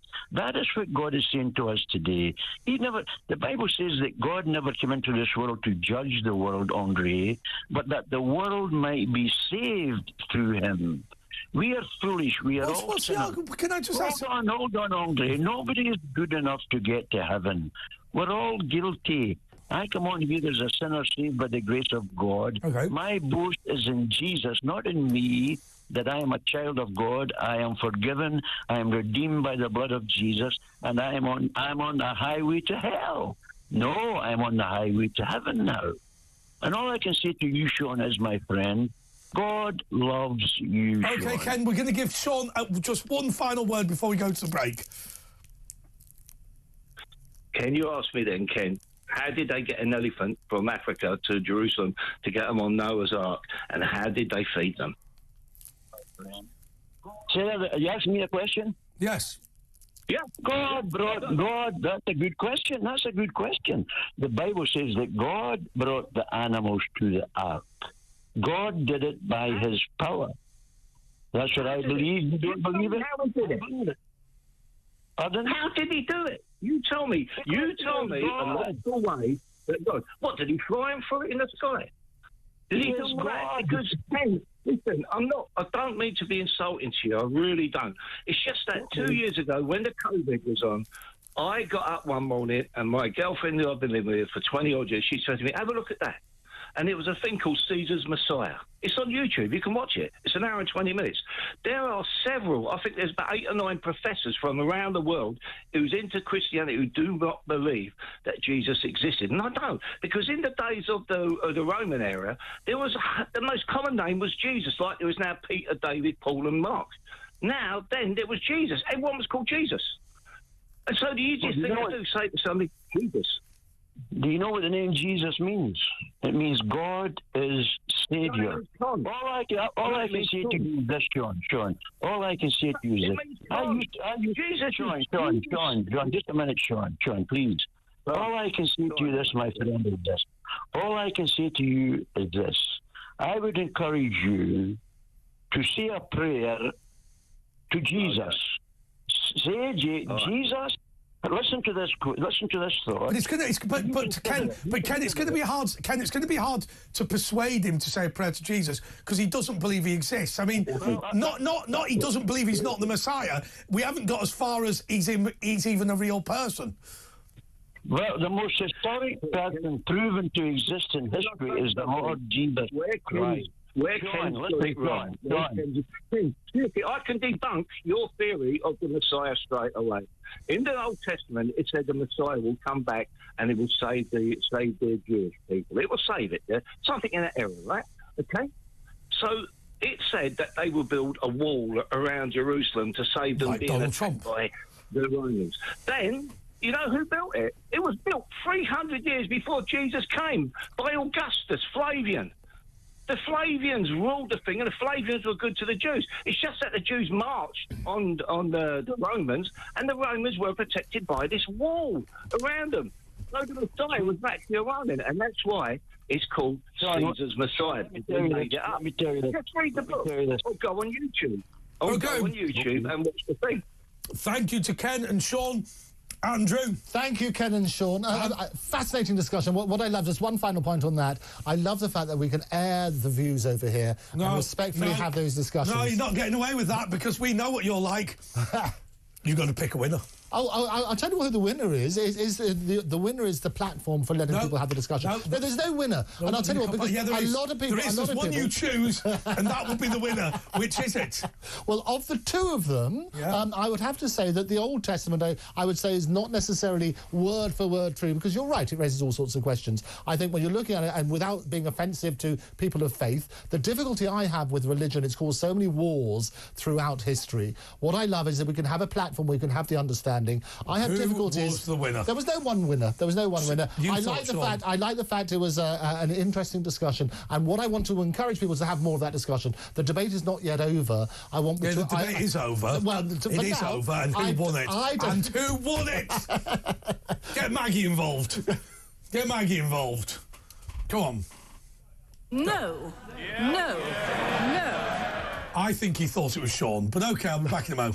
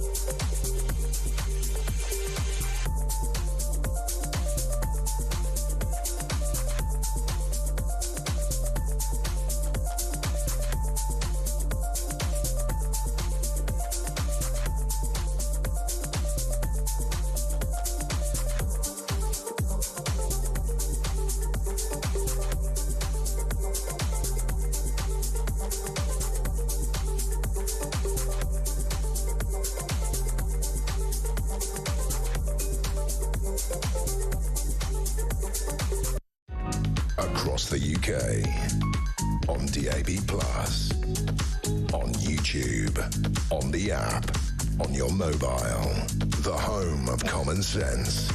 This is Talk. OK, this is The Late Show with Andre Walker and Andrew Eborn. It's lovely to see you. It's such a joy to be with you after midnight. We didn't turn into pumpkins, and I love the callers. It's brilliant to give stop a just- platform. No, it's true. You've got to let people have a voice, and that's what I love about it. Stop with this. Oh, no. That's not how I speak. They're both as good as each other, but one of them I didn't say that. What I said is the argument, the discussion needs to continue. Who was the winner? The platform was winner. No, there was no winner. It's not the winning. It's not the winning. It's the taking part. No, it's not. It's not. No. Hitler didn't say that, did he? Hitler didn't go, oh, it's not the winning, it's the taking part. What I love about World War II. What I love is we should continue to have a sensible discussion. If you can have a platform where people can talk about things without fighting each other, and the point that I made is religion has been the most divisive thing throughout history. I don't believe that, you know. No, well, I believe it is, and I'm always right. Because I believe actually, yes. I believe that people will fight over whatever they fight over. And I think belief is, and that's the problem. So a couple of problems I've got is that they've got several problems. But when people are brought up in a certain religion, they were going to follow that religion to the end of their days. When they get to the pearly gates and knock on the door and said, I follow this religiously, in inverted commas, delivery made, and you suddenly turn around and say, well, no, but you picked the wrong one. I think that's unfair. The other thing I've got an issue with, and I'd be delighted to talk about this as well, is prayer. How does prayer work? You don't turn around. Some people who are really, really good, some terrible things have happened in their life and continue to happen. I don't think God is sitting up there, he or she or whatever, saying, "Oh, I'll pick that one or I'll pick that one." Yeah, that's a different. And I think there's the Stephen Fry argument, yes, which is. If you got to the pearly gates and God said, "I'm all eternal being," what would you say to him? Justify bone cancer. Yeah, well, exactly. And you turn and this is, and I've spoken about this. I had what used to be the Queen's chaplain, the Canon Roger Hall. His parish is the Tower of London, and it's brilliant to talk about these things. What I love about it, the mistake people make is to rubbish people in the conversations. What I loved about that conversation, why I wanted them to talk, is so they can answer those questions. We need to continue the dialogue. I will say one thing. Yes. To my knowledge. Yes. The execution of somebody called Jesus by Pontius Pilate is accepted and is in Roman records. It is. But anyway, I think that's people. But then again, when people say there's no evidence that Muhammad existed, I find it very difficult to believe. Yeah, so okay, there's no historical evidence, but you think I find it quite hard to believe they're all following this bloke and he didn't exist. I think I like the idea of being sensitive to people's opinions. Religion is so important, and if we could, rather than stoking the flames of the divisiveness that we have in the world, if we can have these sensible discussions, which is why the debate is not yet finished. It's an ongoing discussion. Well, now talking about sensible debate. Yes. Yasmin the witch from Manchester is now on. Yasmin, I knew you were going to call. Right, take me off screen. Leave it with just him. And put my feet up. Hello, Yasmin. I don't care. Hi, Andrew. How are you? I am amazing. It's lovely to hear from you. And fabulous season's greeting for this year. Merry Christmas, you mean? Thank you. No, I don't. Yeah, you do. No, I don't. Yeah, you do. No, I don't. Yeah, you do. It's very good. This is like, even though Andre's off screen, his feet are definitely here. They've walked through all sorts of funny things. Yes, there you go. Andre knows I'm a pagan, so he knows that. I also know that paganism isn't real, so. Well, I'll ask her about Stonehenge. Oh yes, that's interesting. There was just before you phoned in, and I love to hear what you have to say. What do you think about this report, which is in the papers, today's papers, now it's after midnight, about Stonehenge and being basically an anti-immigration site? What are your views on that? Well, first of all, I've been to Stonehenge, and it's the heart of Britain. It's the beating heart of Britain. I feel that stopping people going there is horrendous, to put a barrier around it. Yes, I thought you might say that. Because when I was at Stonehenge, there was a full moon above. It was fabulous. The energy is really poignant, and it just brings everybody together. Stonehenge. Right. And I think we want a bit of unity in the world. Well, it doesn't bring everybody together if it's anti-immigration, but. Well, first of all, I hated the fact that those people put paint on it. Yeah. Dried paint. It was horrendous. I understand, and brilliant to hear your view. We'll talk further on that. I understand that you're famous for your predictions. Let's talk about that, because as a futurist, this is something that I look in as well. Yes, go for it. All I know, I think you're a lawyer, aren't you? I am a lawyer. my But do background. you wear a wig? Well, not at the moment. It was too much toupee. Although it is actually the same hairdo as the wig, isn't it? Say something. I feel Yes. that you're actually going to be. I keep getting like Supreme Court judge or something. Supreme Judge. I think that's a nice idea. Thank you. I think you're going to be that. I also feel that by next March there's something brand new coming, and I also feel there's some property near the sea for you. Okay. Or the coast is going to be prominent by next March. Next March, okay. I also feel that you're going to be involved in a very high-profile case, and I did get, even though you mentioned the Tower earlier, I did get the Tower of London for you. Oh, very good. You've also got 2 options coming up, and that's within the next, from March to June next year, to do with Korea. Ooh. You're also going to be North or invited south? into a prestige club. Oh, that's good. What sort of prestige club? Well, I am actually seeing, funny enough, Masonic, so I've got to mention it. So there's going to be some kind of invite there for you. I also feel you will be going on holiday, but the place you're going is sort of ancient. Okay. It's not like Spain or Maidenhead whatever. Gun Club. It's going to be somewhere more ancient, and I also feel, let me have a look at that card. When you go, you're going with 2 people on holiday. 2 people. I also got the name Bernadette for you that's going to be significant. There's also... But Bernadette, that's interesting. I know a Bernie, but not a Bernadette without giving anything away. It could be Bernadette. I said, maybe, yes. Bernadette. Oh, it could be Bernie, could it? Oh, it could be Bernie in.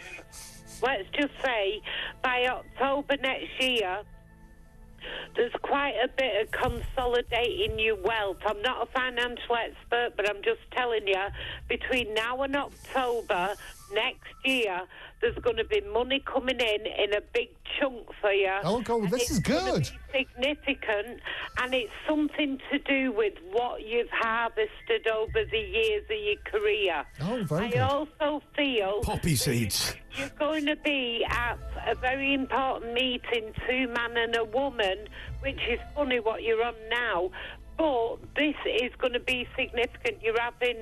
You're going out somewhere, there's something being planned, and there's something being planned more media for you in the future that's going to catapult you into the media stratosphere.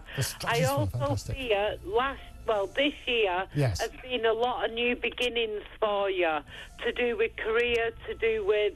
North or South Korea? No, Korea in England. Oh, is there a Korea in England? I don't know why I got then the Isle of Man. Right. For some reason. Oh, tax exile. Somebody who goes boating round this silly isles. You know Edward Heath? Yes. Used to go yachting. I feel with you, you're going to be invited somewhere like that where they do a lot of yachting. That's wonderful. This is all as well. good stuff. So is there anything that... It's really fascinating talking to everybody. Is there anything you can do which can change what sounds like a foregone conclusion? Yes. Yeah, it could actually come true. It could be real. Let me just say about when you give a prediction. Yes. You can open the door and tell people, but it's their choice whether they walk through it. Okay. Do you understand? Very. But it's generally positive. So what advice would you give me then? What should I be doing? Personally, I do feel Cut off at 40. I do feel you need to relax more, really do, because what I see around you is it's like you're a hamster on a wheel at the moment, but that's fine because you're going to a destination that's a lot better. But I also Not on the wheel, though. I also feel with you as well is that I keep getting poetry. Okay. So somebody, when you were growing up or something, was mad on poetry or writing in your family. Somebody had that energy to do that. Do you understand that? It's fascinating. I do a lot of work looking at this sort of stuff. As a member of the Magic Circle, this is what we look at, predictions, but we do it through magic rather than necessarily any external forces. It's Well, she's not doing it off either. All the magic in the world started in Africa because that's where we all came from originally. Yeah. Andre, do you want me to tell you something really brilliant? Is it that you've actually developed some skill at fortune telling? In the old days, they used to use the Psalms as predictors. Now, your birthday's the 19th of the 4th. The 19th Psalm is, yet their voices go out into all of the earth, their words to the ends of the world and the heavens, and God has pitched a tent in the sun. Basically, when you were born on that day, it's saying your voice is going to go out all over the earth and to the ends of the world. Well, I mean, people complain about that, but it's just the loudness. I love you, darlings, and I hope you all have a fabulous Yule. Thank you very much. It's lovely to hear from you. OK, I'll tell you what we'll do, Andrew. First of all, I'm going to ask you a question. Yes. Now, you have to answer it yes or no. Did you believe any of that? I believe some of it. I think that the great thing about it... Yes or no? Did you believe it? Yes or no? No, that's exactly. There are parts of it that I believe. Yes or no? With the Barnum statements, and that's what they are. Yeah, they are. With the Barnum statements, they apply to So just everybody. explain what a Barnum statement is. So Barnum statements, it's wonderful. The great showman, P.G. Barnum, he used to say, basically, a statement which would apply to anybody. There are times that you're really confident, but there are moments that you have self-doubt. That would apply to absolutely everybody. So when you say, do I believe some of it? Sometimes people think of you as the life and soul of the party, but you don't always have the confidence that people think you do. Exactly, that sort of stuff. So that's a Barnum statement, and I do exactly that. You turn round and so could you do as an example, could you do a fortune telling of me which is not based on any real insight? Oh, yes, so exactly those sort of things. So if you worked on that sort of principle, you would turn around and say, you're a very confident person, you present that, but actually you have a lot of self-doubt, and there are moments that you feel as though you're going to be exposed to the world. It's like the Emperor's New Clothes. Is that a fair comment? Yes. Because it applies to everyone. But you work on that sort of basis. So each time, in the way that a lot of traditional fortune tellers would do it, is you'll be looking for that sort of clues. And the other one is quite good, which is, there wasn't a Christopher, was there?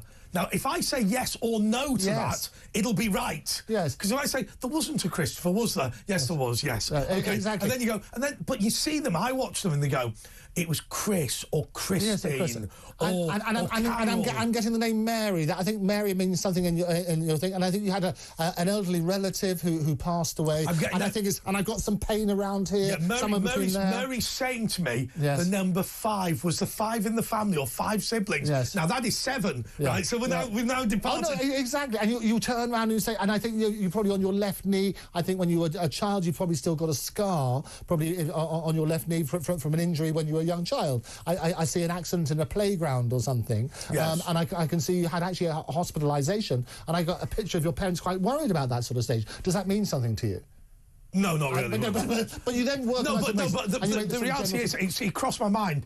Clearly, I injured my left knee at some point. There you go. Right. So, and what happens is people, when you pay to go to a fortune teller, you're hoping to hear things that you want to do. The other rule about clairvoyance or fortune teller is you make it real. Absolutely. So what they'll do is they'll go. Bernadette, and you go, and you're Bernie. Yes. That's right. I know, exactly. And you work on that basis. And you look for clues. Like there are wedding rings. You talk about that sort of side. You look at how somebody dresses. Also, I think the extraordinary one is, it's your grandmother. Well, I mean, without being funny, you get to a certain age, 60-year-old woman, her grandmother's going to be dead. Yeah, no, exactly. And often you'll turn around and say, look, I'm getting an image, I think there was some sort of pain here, it's something to do with this sort of area. Well, that covers everything, really. Yes. And so lots of people you work on and that basis. I thought the other thing was, you've had problems with, is it your knee or your hip? Yes. I mean, come on. And you've got some health worries in the things. And you're in a relationship at the moment. There are some days when it goes really well, and other times... OK, we're in trouble for going over the break, but I find the whole thing fascinating. Back in the mo.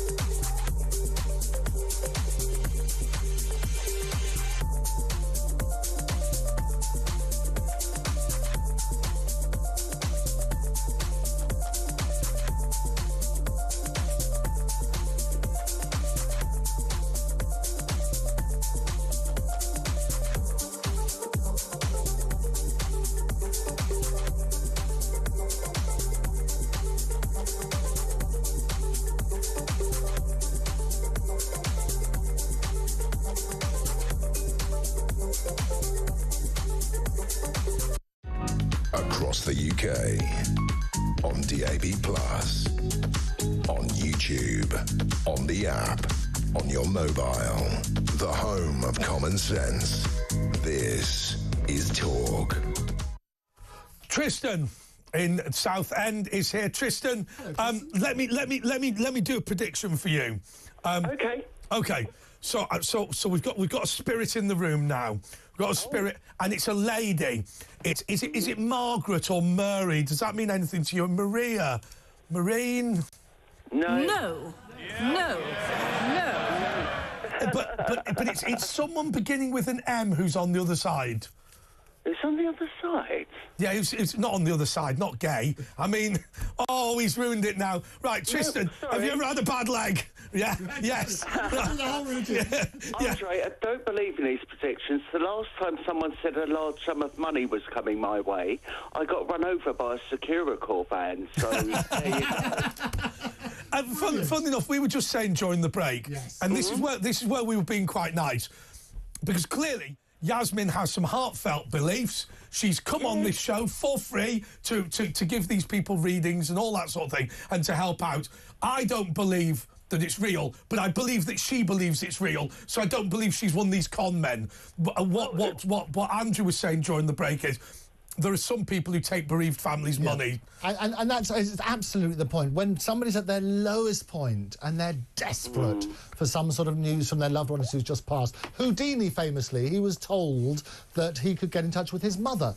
And he believed a psychic, and he used to spend a bit of money until he suddenly realised that the whole thing was a con. And what he therefore did, he spent the rest of his life basically debunking the mediums. But I think Andre's right, is that she absolutely believes that she has these talents. There are lots of things I talked about, Barnum's statements, which apply to everybody. What are your views on it? Can I just say one thing before we go to Tristan? Honestly, I think the best way to disprove it is next time. This is what I always do. Yeah. Get the horoscopes in the newspaper and then go, which are you to somebody? Yes. And then read out any of them. Yes. Right, and you go, right, I'm Aries, and read out Cancer. Yeah. And then they go, there was that trick, I think, that, what's his name did, Darren Brown, yes, where he got them all to read out a personal thing that was for them, and then they realised it was all the same one. Oh, no, it's all the same one, because you will adapt. As I say, we will apply the narrative. Psychologically, if you go, you pay somebody, you want to believe. Yes. And because you want to believe, you're already there. Yeah. And so you will often help them out with statements. I see an M in the word, whatever. You'll provide the name. Yeah. That's how a lot of these things work. Sorry, Andrew asked you a question, Tristan. Yep.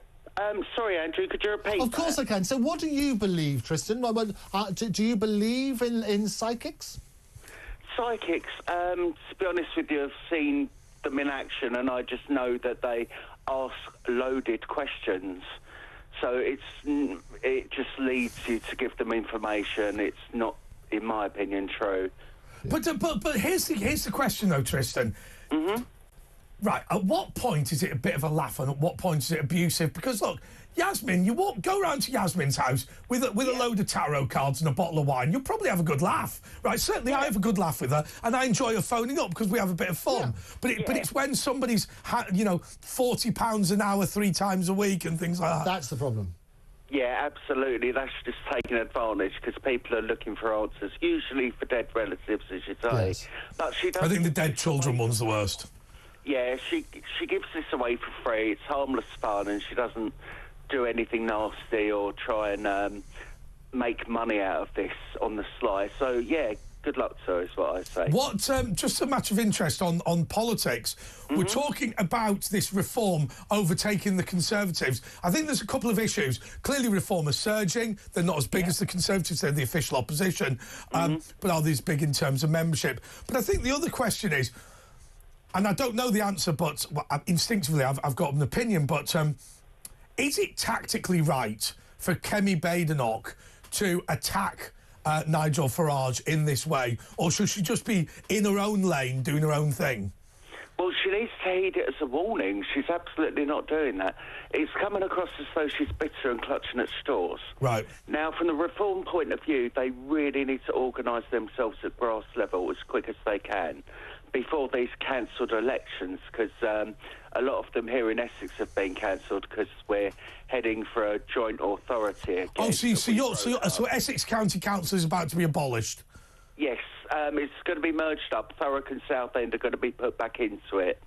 They disbanded Southend and Thurrock in the 90s to have us as unitary authorities. Now it's all being merged back up again. So it will just be one big Essex with, what, a mayor at the head of it or something?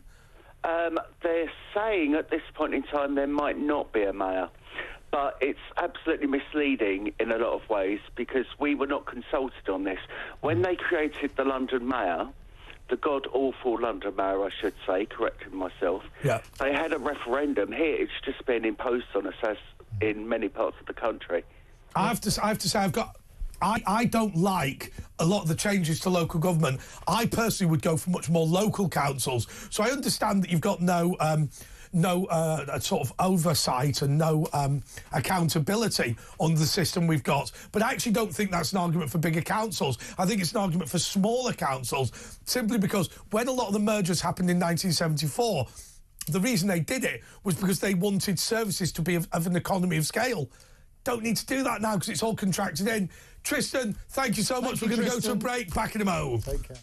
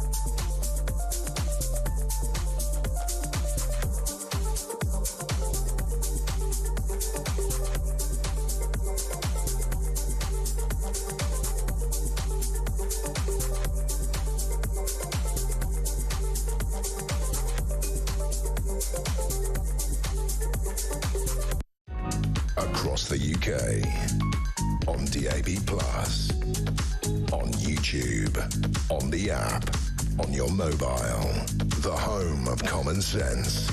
This is Talk.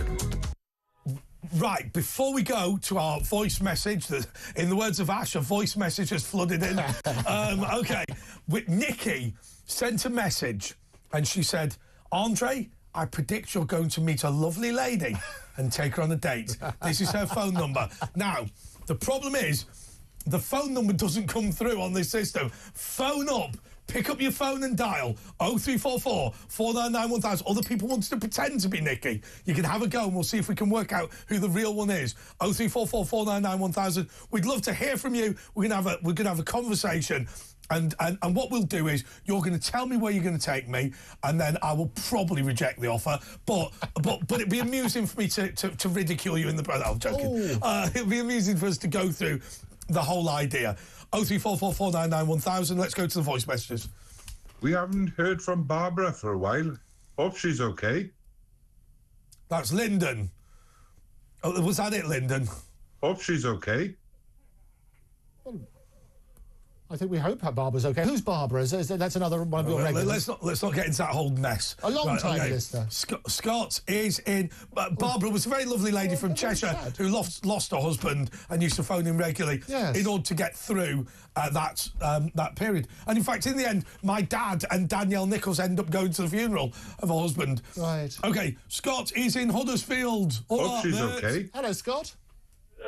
Listen. Oh, bloody hell, turn that off, Scott. We don't want to make it too much noise in here. Turn it off. Well, bloody get it off. Susan, turn that bloody thing off. Down. No. Right, come on, Scott. Right, I'm all right. Oh.